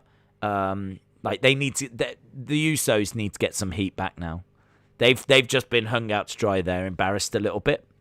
And by little bit, I mean massively. So, yeah, I'd be down for Usos Mysterios. I got to tell you, I'd be cheering the Usos, man. I'd be down for that. That'd be really interesting. 3.77. One match in the first hour is just criminal, says Eric. Austin said Usos Mysterios would be a great SummerSlam match. Brony says 7. I think I'm about there as well, Brony. I think I'm probably same area as you. I'm thinking 7. I'm thinking 7. I think I might just go a touch lower. I might just go 6.75. I think this is a show that was fairly solid, fairly entertaining. I also think this is a show that I found quite frustrating at times. For all the reasons that I've mentioned. I think for all the reasons that I've mentioned, I look for like a big OMG moment. There wasn't that tonight. I think the biggest OMG moment would have been the call-ups, the NXT moment, but to me, they're not the right call-ups. So that didn't have much impact to me. So I sort of feel that we can't be anywhere near an 8 because, if there's an OMG moment, then we're into the 8s. So we're into the 7s. And yeah, I was looking at some of the scores there and I could see that, there's a few people that have got like 7.57, all that kind of stuff. And I was sort of feeling that. I'm sort of feeling that. I'd probably go up from 6.75 to 7. I wouldn't go down. I'd go to 7. I could be tempted to go to 7. I'm around 6.75, 7. I might even go in the middle, actually. Very rare for me to do that. But I'll actually go that's where I am. That feels a bit more accurate. I'm kind of in between 6.75 and 7. So I'll go 6.875. 6.875 is exactly where I am. No more Thunder shows. No more live Thunderdome shows. We are done. Hopefully the Thunderdome is done. I don't think it's really added a great deal. I think it's fun if you can get into it. But I can't really think of any memorable reactions or anything that the Thunderdome really provided. It was, I suppose, in a way, it was better to see some fans' faces in the background. I mean, I would rather the Thunderdome than have stayed at like the Performance Center. So I think it definitely did provide something, but I won't be sad to see it go. Days, how do we get a 10? What would need to happen for a 10? Well, as you might imagine, a 10 would mean that everything is perfect. So every single segment would have to be 10, would have to deliver. Like, it would have to be, oh my God, this is amazing. What a fantastic way to start the show. What's the first match? Oh my God, look at this match.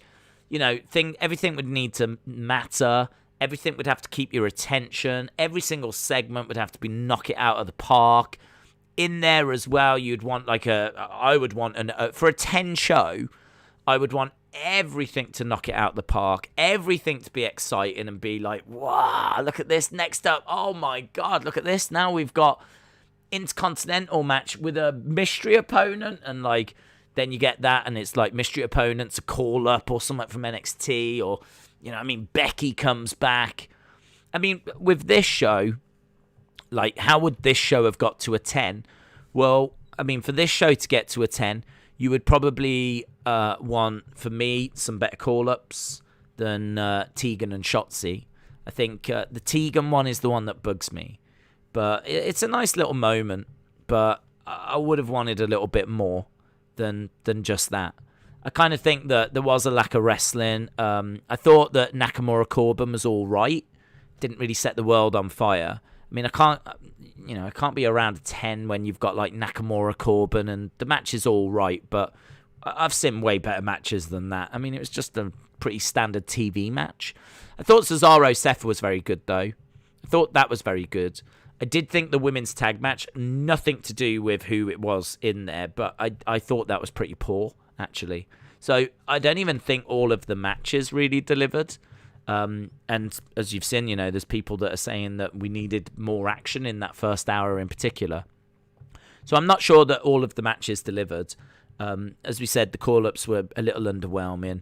I don't know. It was just to get like if you dropped like a big OMG moment on this, then we'd be, you know, add another point on there. We'd be starting to knock at like the 8 mark, and then you'd want to improve the matches. And then that would get you further up there as well. And then, you know, you would have to just start looking at it and like really break the show down. But I think if you say that this is around like a 7, you know, it gives you all of that room to go. I mean, what if Becky had come back? This is what I always wonder. I mean, when people give shows like, yeah, that's a 10. So they watch tonight and they go, that's a 10. Well, what score are you going to give it if Becky had returned? What if Becky had come back? I mean, you can't go above a 10 unless you're going to say 11, but I mean, that's breaking the system. So I always have to kind of rein it back down for like, what if Becky comes back? What if this happens? What if you get Becky at the start and then they bring back John Cena at the end? I mean, yes, there has to come a point where the show is so good that if they do any more, then it wouldn't actually make the show like much better. It would actually just, do you know what I mean? You're already there. It's already perfection. It's already fantastic. And if they do anything now, yeah, they're adding to it, but it's not going to change your enjoyment of the show. There comes a point where you can't enjoy a show more because it's just so fantastic and everything's so good At that point, it actually becomes exhausting the more they give you. So I kind of feel like I always try to bear that in mind. I try to give like realistic scores, because you could always have a Becky comeback. You could always have a Rock moment where he walks out. So you always want that little leeway. That's why I always think if you've not had that OMG moment, then I don't even want to be in the 8s if you haven't even had that OMG moment. So a lot of our scores tend to float between 6.5 and 8, depending on how good the shows were. And I kind of feel like this one had a few things, but matches weren't quite there for me. Not all of them anyway. And I think NXT, do you know what it is? I mean, I think they've tried to do something, and to me, it's not what I wanted. So I find that a bit more frustrating. Like, I feel like this should have been a really good episode. Like, I think the call-ups are meant to get us really excited, but they're not what I want. So I kind of feel like they've tried to give me something, and they're completely wide of the mark. So I find that a bit frustrating. The Liv thing as well, I mean, like, why does Carmella get a title match? Why are they giving Carmella a title match? That doesn't make any sense. Her last match, she lost to Liv Morgan, so why do we give Carmella that? I mean, Liv came out and was saying, like, I can't believe this, why you're doing this, and I do agree. Why are you doing this? Why are you giving Carmella that title match? But, so I do agree that was a little bit strange, but people will like the fact that Liv is in Money in the Bank. She's very popular, and I also agree with the comment that was made earlier. Does that mean that we do get a surprise person that will enter Money in the Bank, at the actual show? Could it be that this is how we're going to bring, say, Becky back or something along those lines? I mean, Becky winning Money in the Bank and winning the briefcase, I'm not sure that I would rule that out, to be honest. We know that she's getting ready to return. So if there is like a mystery person, she could be. And don't forget, she sort of lost the title by Money in the Bank. And she's surely due like a chance to win it back. Well, if she wins Money in the Bank, it's kind of ticking all the boxes. So I could see that being a possibility, actually, that she comes back and is like the mystery person. Could be all right. And then what you've got is like someone that people really love, someone that's really credible, that could then cash it in. Do you know what I mean? I feel like last year, who had the briefcases last year? Asuka did, and it was revealed the title was in there the next night. So there was no long story there. And the other one was Otis, and that was completely botched. So could you imagine if they put it on someone that the fans love, like Becky? And then you've got a whole year of Becky potentially cashing it in. Like, is now the moment Becky cashes it? Like, I could see them going with Becky, actually. More I think about it. I just don't know where she is with her return. So, yeah, I agree. Austin says, I don't think it'll be Becky. They'll probably wait till Raw. Brian said, the old WWF had less promos back in the day, and it was a 1-hour show on Saturdays. Alexa Bliss Gamer said Thunderdome provided stuff like stuffed animals in the crowd, for examples like Pikachu and Mario. Yeah, I mean, I can't personally say that I think it was worth it for that, because it also provided like racists and other very regrettable things. People holding up messages and all that kind of stuff that, was a real problem at the start. Thankfully, they managed to kind of sort that out. They had people that were like looking out for these things, and they put better systems in place. But yeah, I don't know, man. It was better than the empty performance center. But it's probably outstayed its welcome. Like, I think we're all ready to get fans back, aren't we? I think we're all ready to get a live crowd, live reactions, bit of, do you know what I mean, energy. Like, I kind of feel like the show is missing a bit of energy, and I think live crowd's going to definitely bring that. The problem with Becky winning is that she doesn't need it. Like you said with Asuka, they don't need it because they've already made main event stars. I agree. I agree, Brony. Yeah, I completely agree. It's exactly what we said earlier. So I do agree. The only thing I would add to it is that I think that for Becky, it could work because if she comes in as a mystery person, then you're going to get the pop of her being back in front of a live crowd. And the fact that she wins the briefcase, she doesn't need it because she would absolutely always get an opportunity at the title anyway. So she doesn't need it. But what it does allow you to do is keep her away from the title picture, ironically. And it means that the champs like Rhea and Bianca can have longer to go on to face other people and keep the belts for longer. And then, Becky cash in around WrestleMania time or just after, like night after WrestleMania. Becky can then cash it in. So you could put it onto Becky and have her not actually cash it in until the Raw after Mania. We've seen that done before with Dolph in particular. But it also allows you to have Becky come down and tease it a few times. And you're guaranteed a pop with Becky. If you take a gamble on someone like Liv, she has got an audience and a fan base, but we don't quite know yet how big that fan base is. We don't quite know yet what reaction. Like, could you have Liv tease into cash in and people like really losing their mind? Would people really be invested if it's Liv teasing it? Or, for fans being back, does Becky maybe work a little better for this one because you guaranteed a reaction? You guaranteed a reaction if you put it on Becky. Don't know. I personally am more of a fan of taking a chance on someone that wouldn't normally get that opportunity.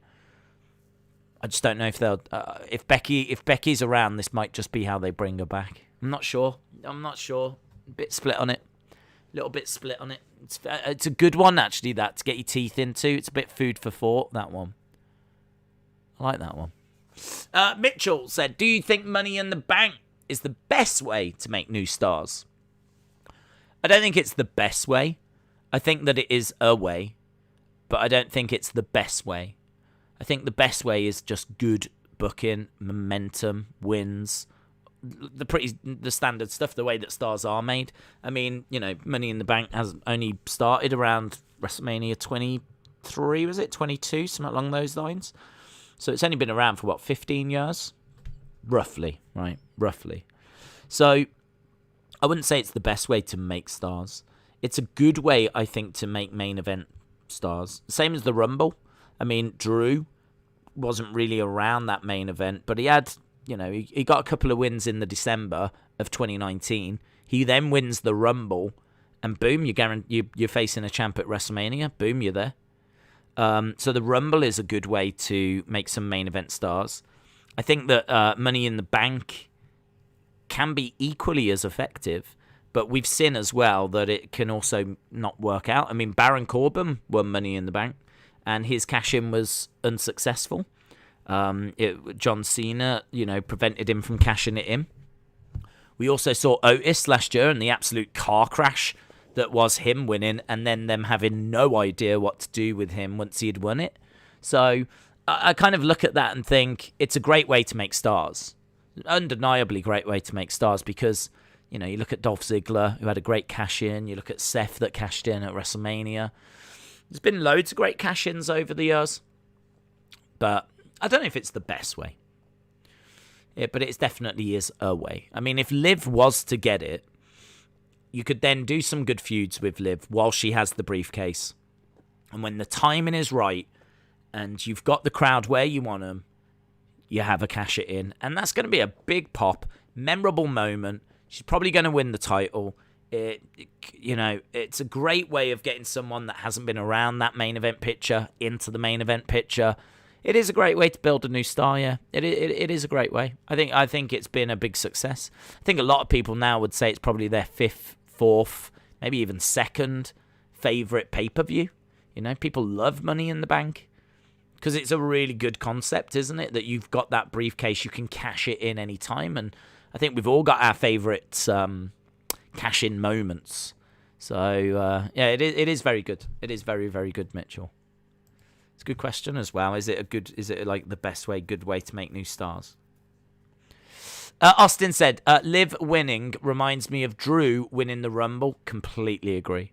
Her push hasn't been that good leading up to it, but they might make good use of it. Completely agree. Yeah.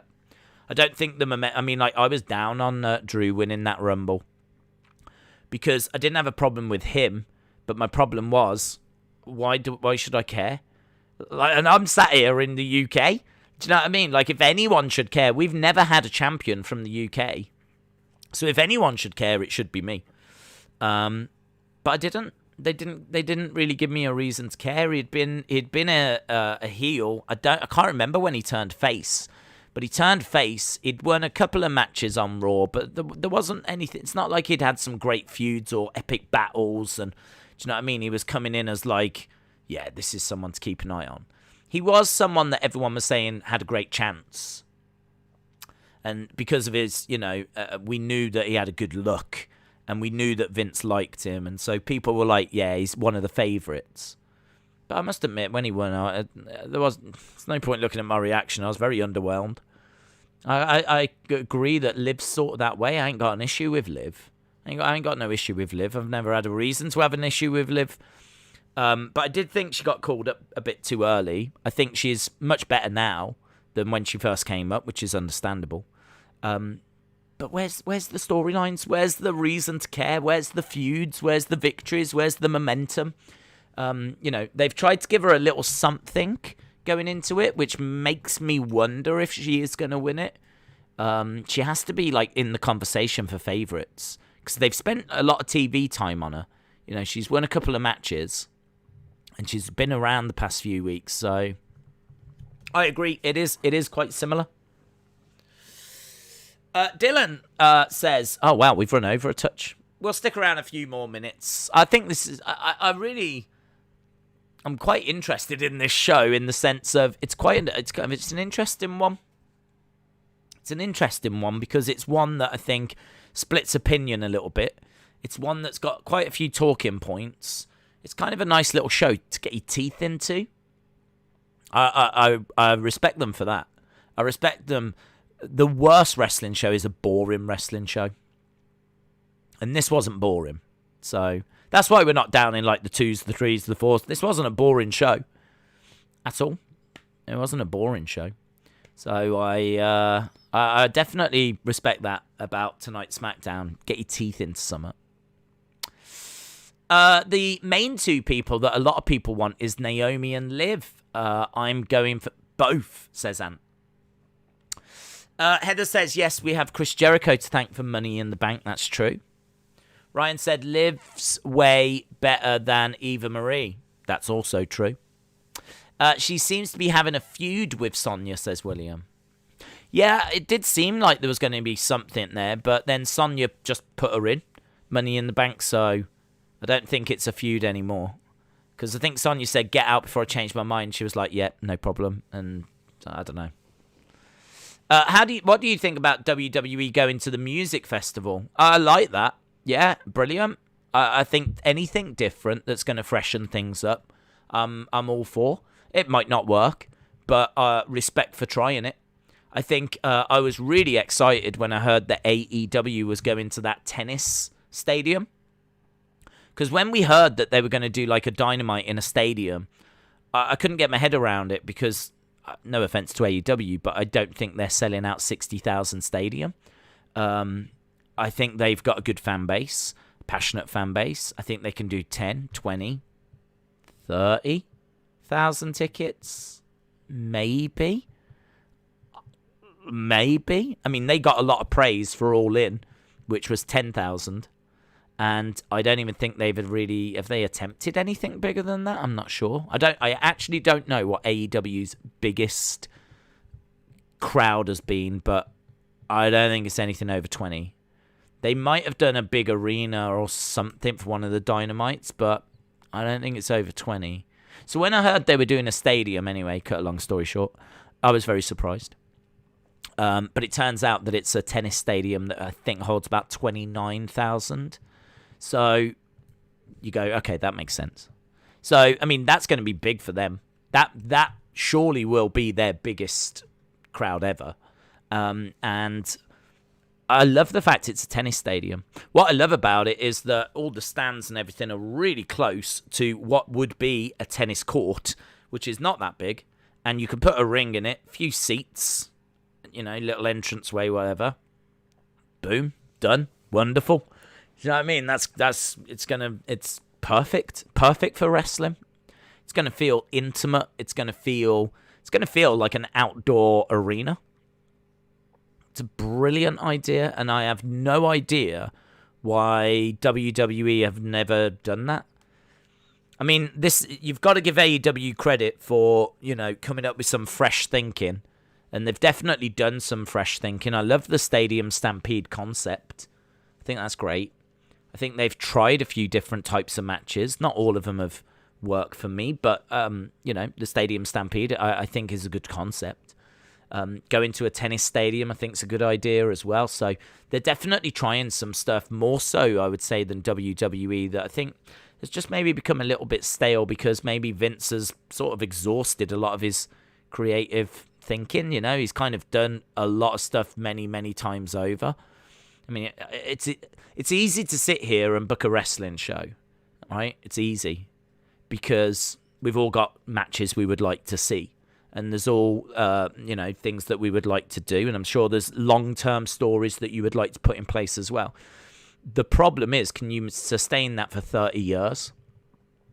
Can you still be sat there in 30 years as creative, as coming up with many interesting stories and all this kind of stuff? That's the trouble. And I think Vince is kind of is a bit creatively bankrupt now. I'm not sure that he's coming up with anything that exciting or really relevant or pushing things forward, which might be why we've got these creative writers in to do that for him, but they don't know wrestling, and it just feels a bit clunky at times. But I like the Roman story, but I think AEW are showing what, a little bit of fresh thinking can do, and they're far from perfect, but they have done very well since they've come onto the scene. And who knows, they could just go from strength to strength. But they've definitely done some good stuff, and I loved that tennis stadium thing. Mitchell says, before tomorrow's chat goes crazy, do you mind throwing out your predictions real quick before the end of the stream? I don't actually have them all yet. I've still got to do some more research for tonight. Obviously, there's been a lot to look into, but I do have a few bits that I've got written down. So, I mean, what I will do is actually tomorrow, I'm going to... I always do the format the exact same way. I always have it written the exact same way. I mean, that is one page of my notes for 3 of the fights. But I'm still working on, some of the others. So it's still... I want all of them to look like that for tomorrow. But yeah, I've still got work to do on the rest of it. But I'm doing that now. Actually, I'm about to go off and do that. I mean, that's where I am with McGregor and Poirier. I've still got a bit more to fill out there, Burns and Thompson and whatever. So yeah, whenever I didn't stream yesterday, but I certainly wasn't not doing anything. And actually, right now, that's what I'm off to do, is kind of finish my notes and watch a few more fights and whatever. So I can't really do it now because it's not finished, really. But what I can do is tell you that we will be starting early tomorrow. So tomorrow we will be starting maybe even an hour before the early prelims.